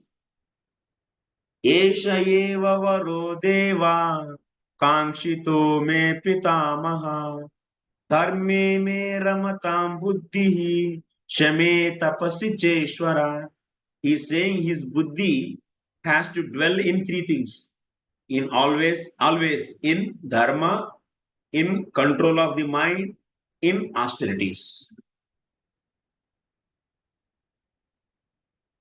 Prahlad Maharaj asked boon from, yes, and from the Lord Narsingha. So what the boon he asked? He want to be in the association of devotees all the time. Wherever you keep, I don't mind. But I want to be in the association of your devotees. This was the desire of Prahlad Maharaj. So that is best actually. That's the best. Here Shesh also is asking from a Vaishnava what? He doesn't want to be in non-devotees association. And he wants to be always fixed in dharma. Devotees also, they should always follow dharma to set an example. Of course, pure devotees, they don't have any giving and taking from the dharma based upon the body. Dharma which is coming based upon the body, for that, they don't have anything to give and take. But still they dwell in the dharma to set an example to the society. They also should teach. If they don't teach the dharma, then lot of artificialism, sahajiyata will come in the society. Cheating will be coming. So that's why it is very important. Shesh is saying, his buddhi, dharme me ramatam buddhihi, shame tapasi. So by hearing this, Brahmaji is so happy. Shesh, so like that only will happen. Your senses and mind will be always in your control. And also see, he didn't ask any material pleasure. That means he is already in full of control of his mind. He was not at all looking for any opulence, material enjoyment. Even he doesn't want any liberation also. Because pure devotees, they don't want any na bhukti, na mukti. Na bhukti kami, na mukti kami. Bhukti, mukti, pisachi. These are the pisachis actually. Ghost, that means whoever in whose heart their desire for the bhukti and mukti, they are hunted by the ghost actually. These are the two ghosts. So Shesh doesn't have this. And Lord Brahma, he became so happy by seeing the control of sense control and mind control of the Shesh. And he is already in that, and he is asking blessing to continue that. But I am giving a service to you, Brahmaji said. Because he said he doesn't want to be in association of non-devotees. So that's why he should be kept in a nice place where there will be no association of the non-devotees. So that's why, and also he want to be always in dharma. And Brahmaji thought he is the right person for a great service. What is that great service? So now onwards, my dear Shesh, you have to go down to this earth planet. Now, because presently this earth planet is not stable because of the lot of rivers, lot of oceans, and big mountains are being here. Earth, Bhumandal, that means Bhu. This is a planet actually. We have 14 planets. Bhu planet is flat actually, is flat.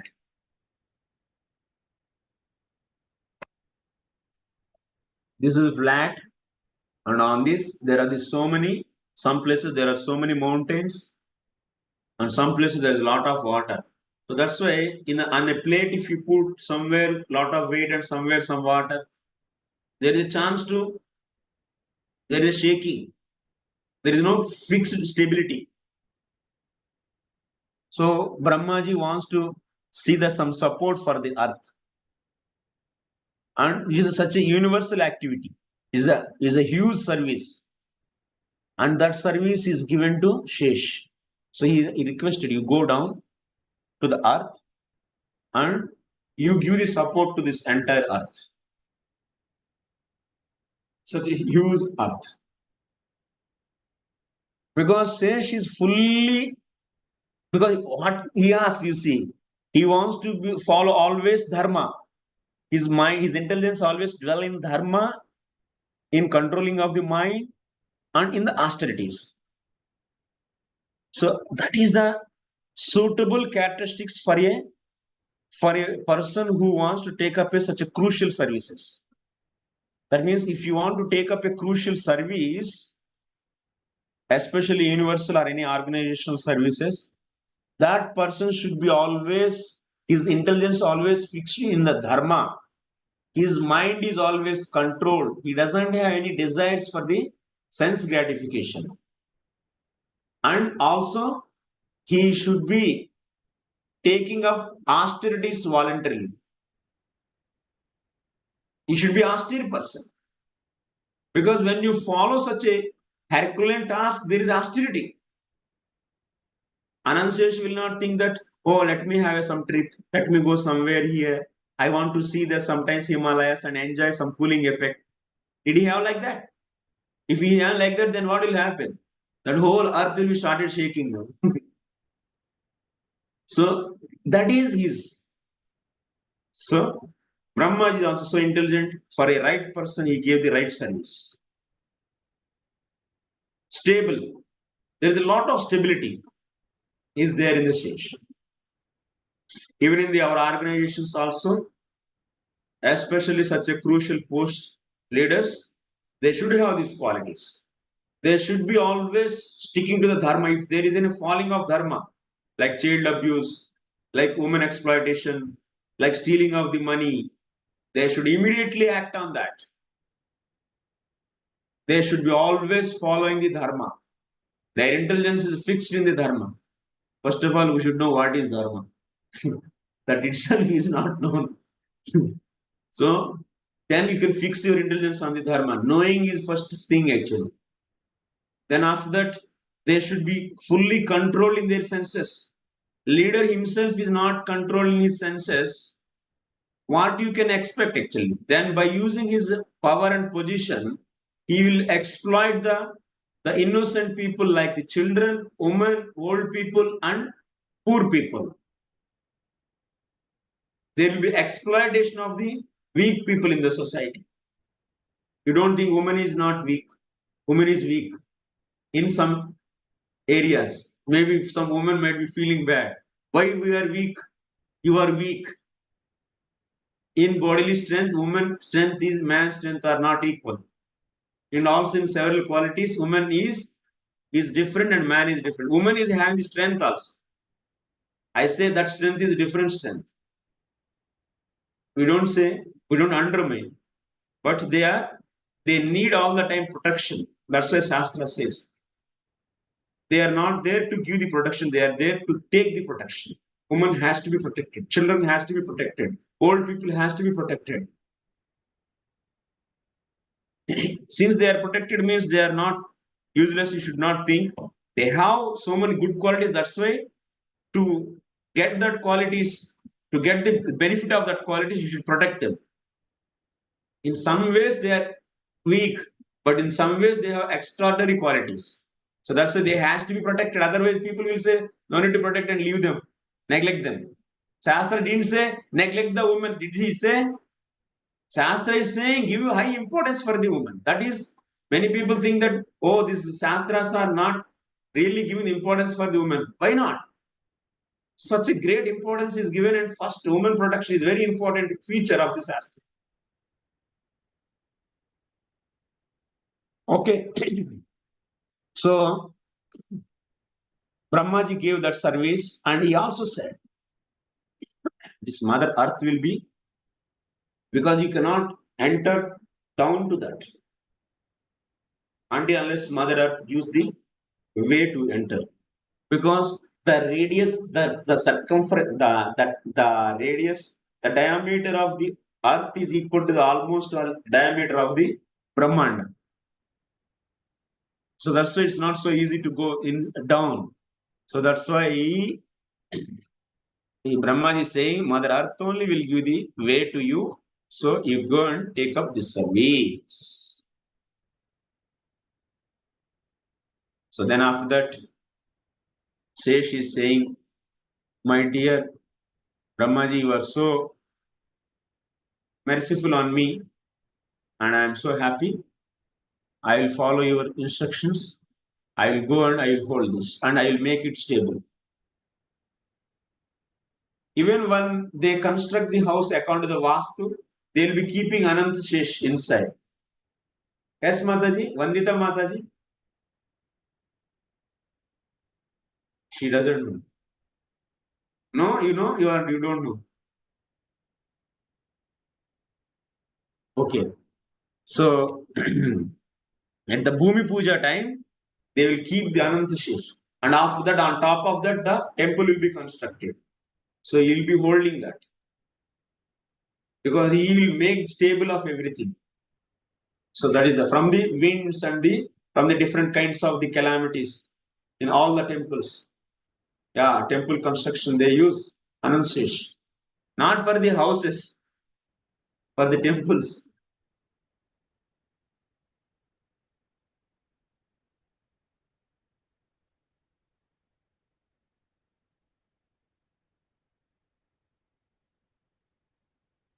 So then Brahmaji said, my dear Shesh, you go inside to the downside to the earth and be in that down planets and please do this service. So then after that, that means first brother is saved like this from the curse of Kadru. Now these all snakes, sons of the Kadru, now Anansesh is not there because he is the elder brother and he was the king. And he left that position and he saved like this himself. The next son is Vasuki. He, all other snakes made him as king. Now Nagaraj is Vasuki. Nagaraj Vasuki. And he started thinking, oh, my dear mother already gave such a curse to all of us. Then how to save ourselves? We all will be burnt in Janmejaya's Sarpayag.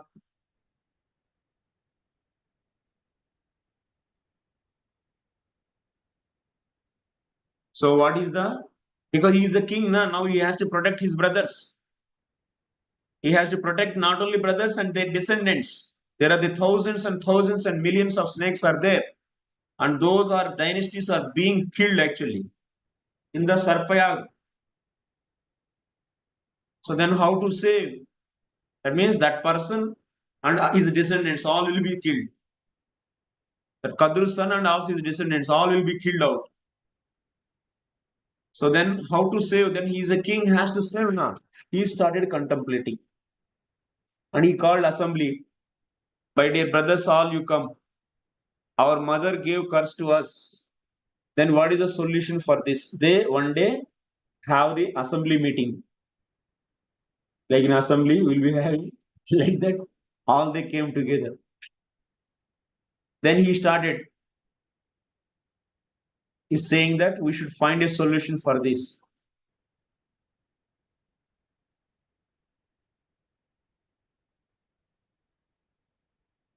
And particularly, he is saying that if someone else cursed, we could have saved and we could have tried to come out. But mother cursed.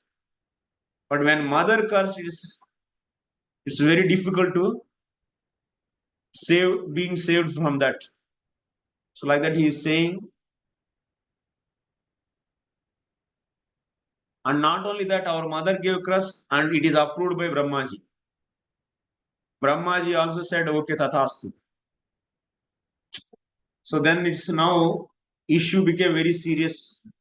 My dear brothers, now we have to find a solution. Otherwise, all these snakes will be burnt out. Brahmaji didn't stop our mother to not to give curse. But he, on top of that, he approved also. Now today we'll find solution, okay? So we'll be start contemplating. You are all very intelligent and also very so smart. We all together will do find the solution. We'll find a solution together.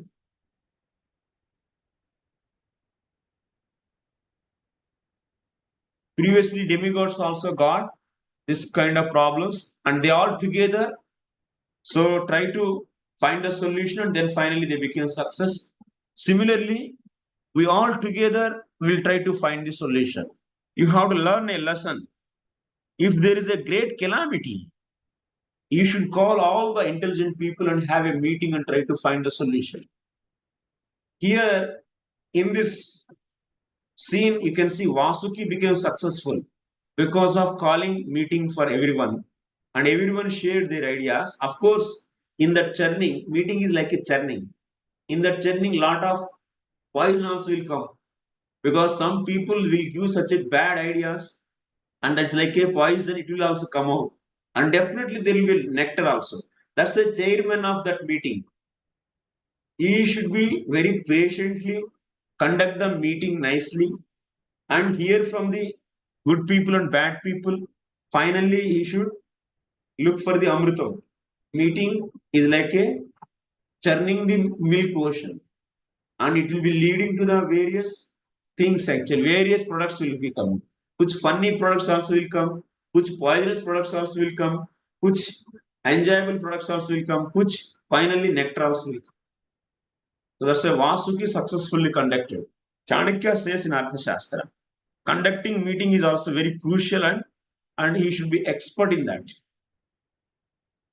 King has to be expert, so to protect his kingdom.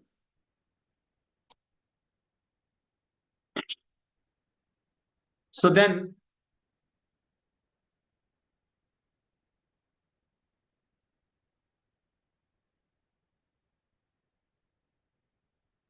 Vasuki said that Janameja is going to conduct a Sarpayag. Then how to stop that?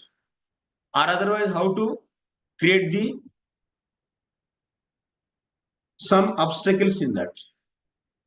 What can be the solution in this case?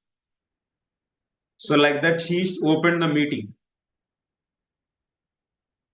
Then all the other snakes are participating in that meeting, and they contributing their ideas. Some crooked snakes, that means some snakes, not crooked, some snakes are there. They gave opinion of,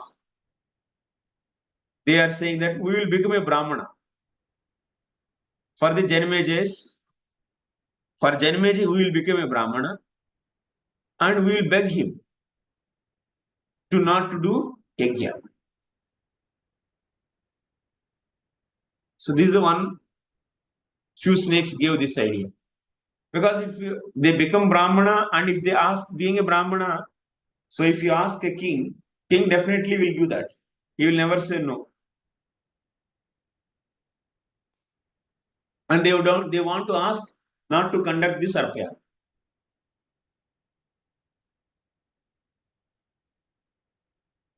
And some intelligent snakes who feel themselves as Pandita Maninaha.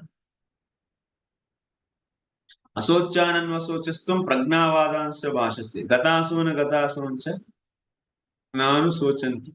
Pragnavadansa bhashasya. Like that, these pragnavadansa. Pandita Maninaha. They are calling themselves as Panditas thinking. And they said that we will become the ministers of Janmeja. And after that, we will be suggesting him not to do Sarpayag. By doing the Sarpayag, there are so many disadvantages and this and that. Like that, we will explain to him.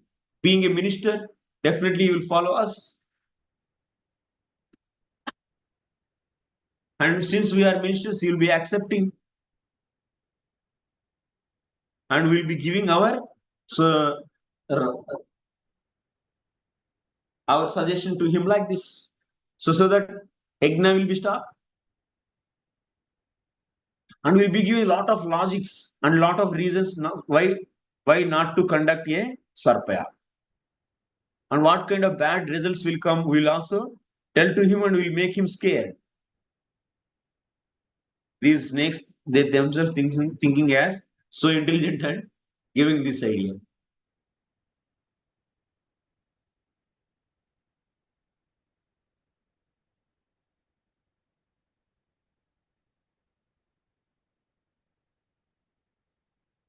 And some are saying that we will do one thing. Whoever is going to come for this Sarpaya, so that Purohit will be there, Ritvik, to do the Yagya, Ritvik will be there, and we will be going and we will be bite him. Then he will die. Ritvik is died. Then how Janmeja will conduct the Sarpaya? This is the solution. See. And some are saying that not only that Acharya of that Yagya will be biting, all other Brahmanas also who are assisting in them will become all together and will bite all the Brahmanas. Whoever is upcoming, whoever is going to become in future also, will bite them. And then Yagya will be stopped. Then our work will be done and we will not be bound by Janmeja Sarpayak. There is no yak and no burning. Then after hearing this, our Sabhadhyaksh, no, not not Sabhadhyaksh. In that group of the snakes, few righteous snakes also there. And also they are very compassionate. They said that you all really foolish people, you want to bite the Brahmanas? You want to bite the Ritvik, that means Brahmana, and also other Brahmanas. What nonsense you are speaking? You want to do Brahmahatya?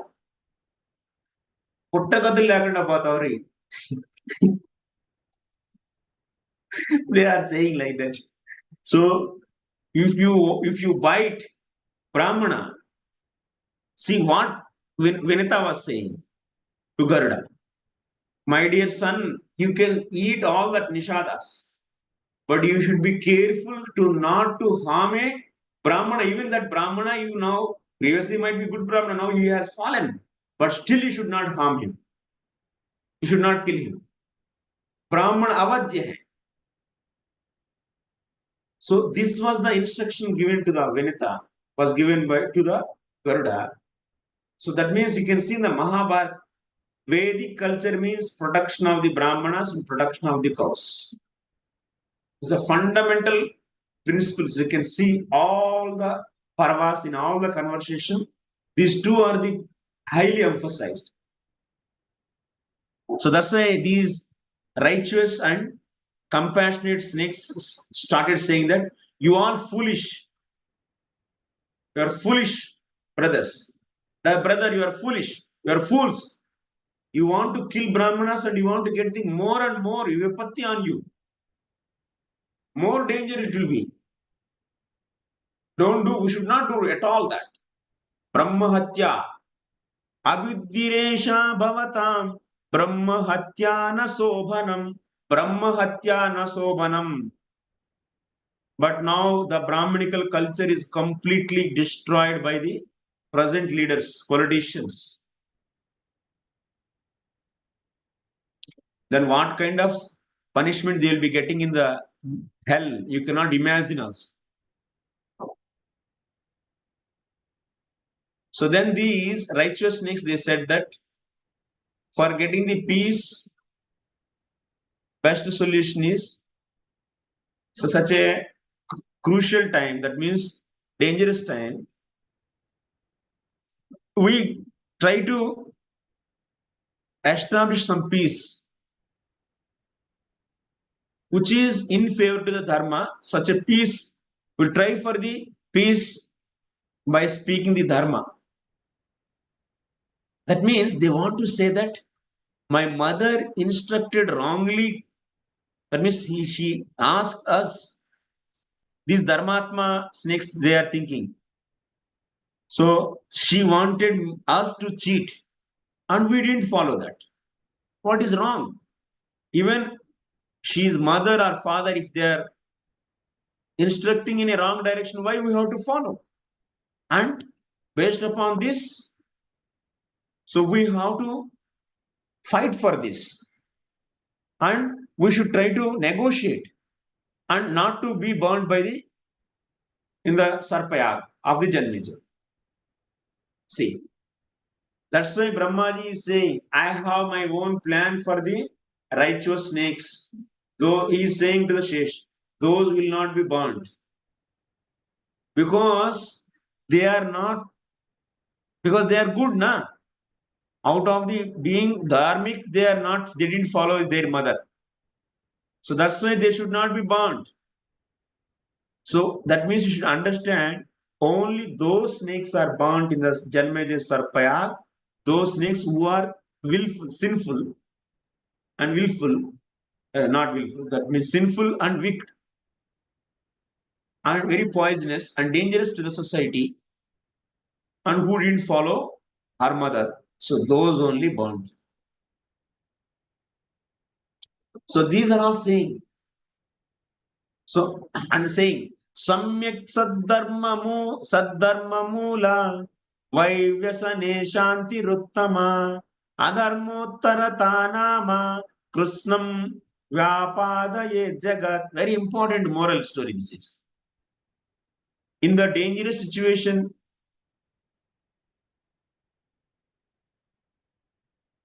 in the day, we always take the shelter of the Dharma.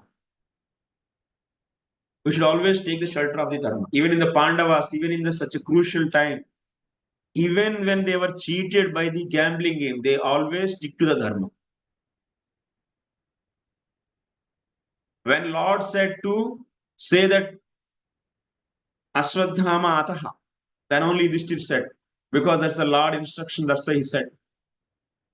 So he took the shelter of the Dharma all the time. Dharma Devata, Yudhishthir Maharaj. So that's why here these Dharmatmas, they are saying we should always take the shelter of the Dharma.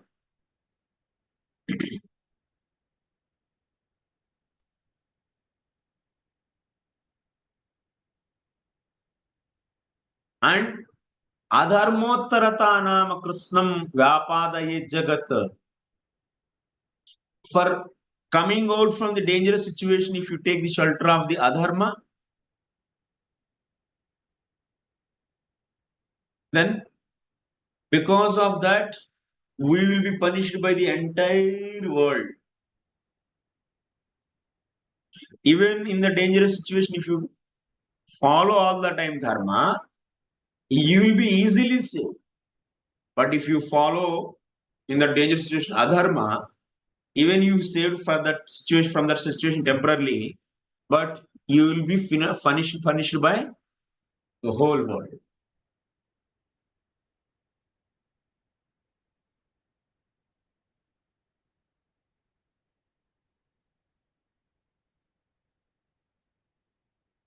Then after that, some other knocks they are saying this dharmic snakes they said this, and adharmic snakes, some adharmic they said. So we will do one thing. When that yajna is started, so then we will become black clouds and we started raining. Then what will happen? That fire will be extinguished and over. This is a good idea. Because there is no killing of Brahmanas and also yajna can be stopped. See, how they are contemplating. So another snake was saying, in the night time we will go. And all these Ritviks, they might be holding this Sruk and Sruva. So now killing of the Ritviks are over, they don't say.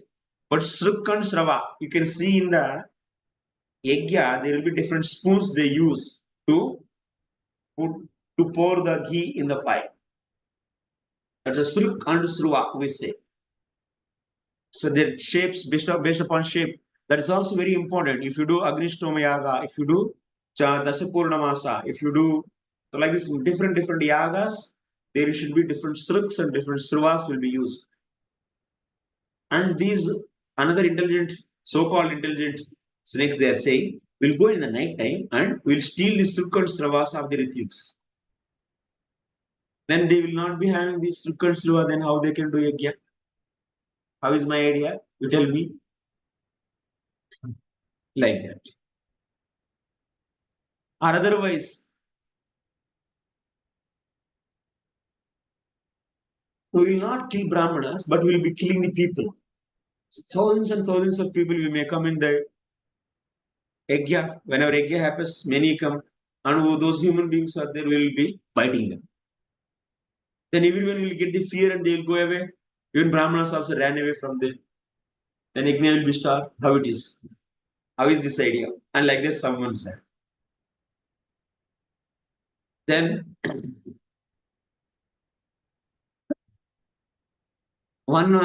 some snakes they said they will be offering some oblations like ghee or something, purudasha, and will be contaminating that. Then that will not be accepted by the devatas, and there will be no success of that yajna. This will be nice, na? How it will be contaminating the yajna dravya. So from this you should understand how an yajna can be stopped. And that are the different yajna is the center of the Vedic culture. Now we are doing the Sankirtan yajna. Previously they were doing the other yajna, different yajnas with fire yajnas. So how a fire yajna can be stopped is being notified to us by Vyasadeva.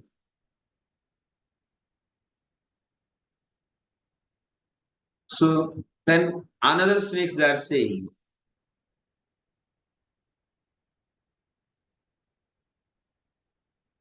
we'll say to the Ritviks that we are going to give some घुस देना, घुस को क्या बोलते हैं? Corruption, wait, what we say that we'll give some dakshina to them. So we'll say that we'll be giving more dakshina and not to perform the yajna properly.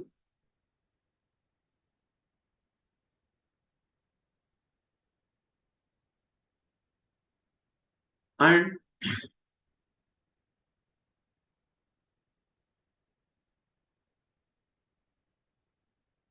no. Actually, so this is one thing. They say one more thing. We will become with the Ritviks and we will be asking dakshina so much so that king cannot give. Then we get the control on that king and we'll bring that king with us and we'll do whatever we want. That means they want to attack on the king. And that means yajna can be stopped because of the sometimes heavy, because without the purva karya and uttara karya. Whenever you do yajna, so before yajna also some purva karya will be there. Yajna will become successful then only when dakshina is given. Without giving the dakshina, yajna cannot be fulfilled. Yajna cannot be complete. And that's why these snakes are saying we'll be asking so much result so that dakshina will not be cannot be given by king, so that yajna will be unsuccessful and king will be seized by us. This is the one solution. Like that, many are there. You can see my throat is not allowing.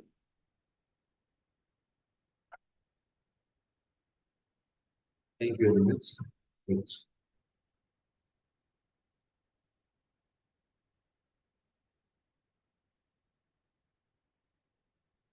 Any questions?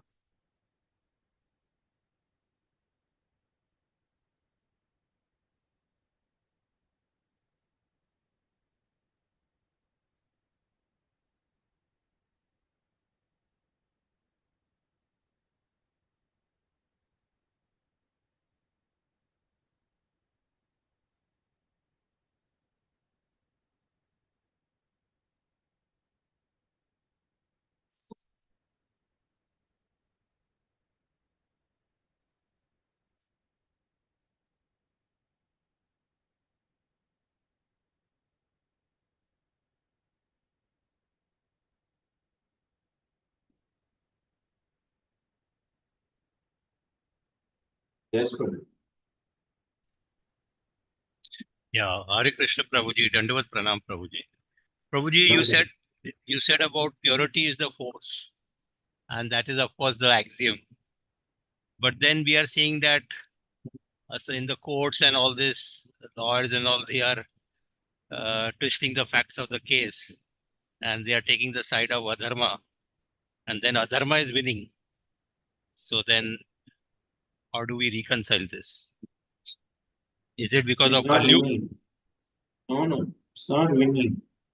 You might have seen Duryodhana was enjoying the kingdom for 12 years. It's not the winning or losing on what you are saying. What basis? By seeing someone's sense gratification. Yeah, winning from the point of view of sense gratification and losing from the point of view of spiritual platform. So Duryodhana is a defeater because he couldn't get the final result, final goal, Krishna Prem. And also, even if you see the material perspective, he lost his body, which should be used to do the dharma and which should be used to do the sadhana and get the highest success. Finally, yes, dharma only wins. In this relative world, the sense gratification is also relative. Some people, sometimes it is with the Rasic people, sometimes it is with the Tamasic, sometimes it is with the Sattvic people. So that's why a material this sense gratification, that means luxurious life, is not the indicator of the success. So the indicator is, so Lord should be happy. If you follow Lord's given dharma, then he will be happy, he will be pleased. Sonishtitasya dharmasya, sonishtitasya dharmasya. That means the dharma followed by individual. The ultimate goal is what? Samsiddhir haritoshanam. If Hari is pleased, then you are successful. Hari is not pleased, then you are not successful.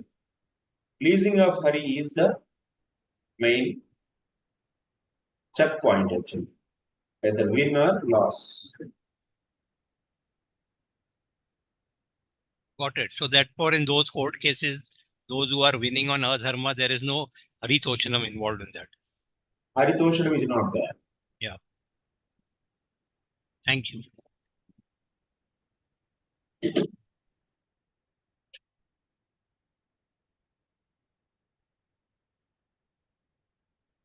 Any questions? Actually, in Dharma Shastra, if you are not getting questions, means I don't know. My God, you people are really such a humble students, or they such a. There is another student who can say, Pappu students. I'm not able to understand actually. So many, I think you are all just hearing story as a story or something you are grasping. Or otherwise all clear. In the Dharma Shastra also you don't get doubts. Anyway, it's up to all of you. Hare Krishna, thank you very much. Anyway, you are all, I think today I understood, you are all being compassionate on me. Means my throat is paining you, I said, Acha, they raised it. Mani, Mata. हरे कृष्णा प्रभु जी प्रणाम। एक छोटा सा प्रश्न है कि बलराम जी ने अपना विस्तार किया था महासंकर्षण विष्णु एंड शेष अनंत शेष के रूप में, तो ये अनंत शेष वही है जो कद्रू सन है? Yeah, why not? Why not? जी जी ठीक है भाई। Sri Sailam, Prabhu.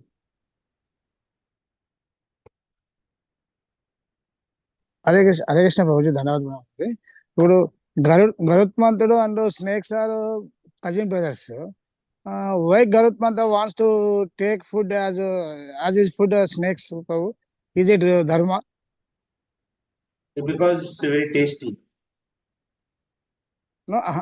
నాట్ అంటే మై డౌట్ ఈస్ ప్రభు ఏంటంటే ఇప్పుడు అన్నదమ్ములు కదా, అన్నదమ్ములు ఒక అన్న తమ్ముడిని ఆహారం లాగా స్వీకరిస్తా అంటే అది ధర్మమా? వైష్ణవుడు కదా గరుత్మంతుడు, స్వర దుక్కి లాగా ఇతరులకు బాధ పెట్టకుండా ఉండాలి కదా. అలాంటిది ఆ తమ్ముళ్ళను తను ఆహారంలాగా స్వీకరిస్తానని అడుగుతాడు తమ్ముళ్ళని ఎవరో. తిట్లా, తమ్ముళ్ళు పిల్లలు. అంటే ఓకే, తమ్ముళ్ళు అంటే కొడుకులు అట్లా అవుతారు కదా, మరి వాళ్ళను ఆ. ఆహారం కొడుకులను మనవలను ఆహారంలాగా స్వీకరించవచ్చా ప్రభు? స్వీకరించవచ్చు, ఎందుకంటే జీవస్య జీవం, హింస లేకుండా మీరు బతకలేరు కదా. అంటే ప్రభు ఓకే, మీరు జీవస్య తోటకూర జీవనం. కోసుకొని తింటున్నారు, తోటకూర చచ్చిపోవట్లా. బియ్యం వండేస్తున్నారు, అవి ఒడ్లు దంచుతున్నారు, ఒడ్లు చచ్చిపోవట్లా. అందులో ఉన్నాయి. తర్వాత అంటే పళ్ళుని నవలేస్తున్నారు, గింజలు ఆయన చచ్చిపోవట్లా. మొక్కలు ఎన్ని జీవస్య జీవనం. గరుడుడికి తెలుగులో చెబుతున్నాను నేను. Actually sorry. So actually Prabhuji is asking question that Garuda is eating the snakes. He asked that snakes as his food.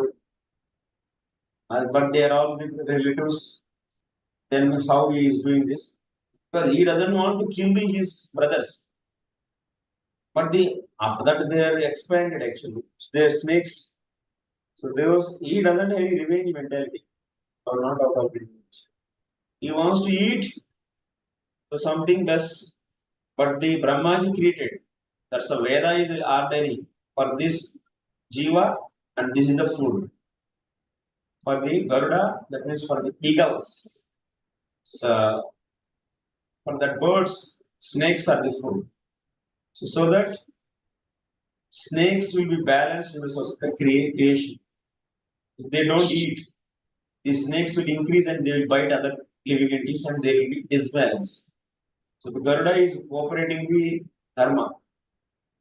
Is inspired by the providence. Why he is asked this? Because that is the food is meant for him as per the creation, which is done by the Brahmaji and which is given by Lord himself. And with that he is being inspired and he is asked, not out of any kind of revenge mentality. My dear, okay, understood? అంటే నాటు ప్రభు అట్లా అంటే ఇప్పుడు ప్రభు ఇప్పుడు ఈ కలియుగంలో మనుషులు వాళ్ళ తమ్ముళ్ళ కొడుకులను మరి మోసం చేసి ఆస్తి తీసుకోవడము అంటే అది సమంజసం అవుతుందా మీకు ప్రభు? అర్థం అవ్వలేదు అనుకుంటా నేను చెప్పిన ఆన్సర్. అంతే బాబు, నేను చెప్పిన ఆన్సర్ మీకు అర్థమైందా? అంటే బ్యాలెన్స్ అవుతానికి పాయిజన్ స్నేక్స్ పెరిగిపోతా ఉంటాయి, దాన్ని బ్యాలెన్స్ అవుతానికి తింటున్నారు, అందుకే బ్రహ్మ ఆయన ఒప్పుకున్నాడు అని అన్నారు కదా. కాదు, బ్రహ్మాజీ అలా క్రియేట్ చేశాడు ఆ పక్షులకి ఆహారం అని చెప్పి. పక్షులకు ఆహారం క్రియేట్ చేశారు. ఈయన గరుడు నేను బ్యాలెన్స్ చేయాలని చెప్పి ఆయన అంటున్నా. బ్రహ్మాజీ అలా సిస్టమ్ పెట్టాడు. ఆయన ఎందుకు పెట్టాడు బ్రహ్మాజీ? ఎందుకంటే భగవంతుడు వేదంలో అలా రాశాడు కాబట్టి బ్రహ్మాజీ అలా నేర్చుకుని అలా పెట్టాడు. కాబట్టి బ్రహ్మాజీ అలా పెట్టాడు కాబట్టి గరుడు నేచురల్ గా స్నేక్స్ తినాలి అనేటువంటి భావన ఏర్పడింది అన్నమాట. అంతే, అంటే ప్రావిడెన్స్ అంటారు దాన్ని.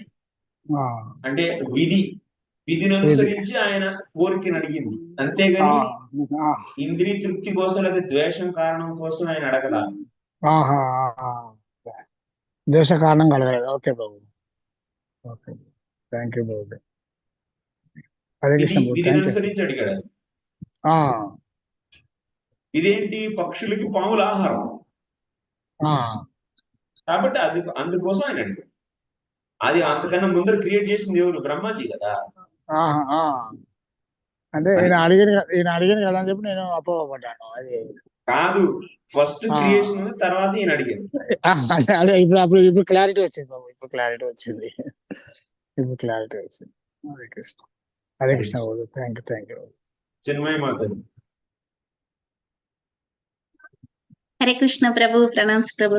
ప్రభుజీ గరుడ ఈస్ నిత్య సిద్ధ అని చెప్పారు కదా, మరి అంటే వాళ్ళకి లాస్ట్ జన్మలో మేము ఎలా వచ్చామనేది వాళ్ళకి ఈ జన్మలో గుర్తుంటుందా?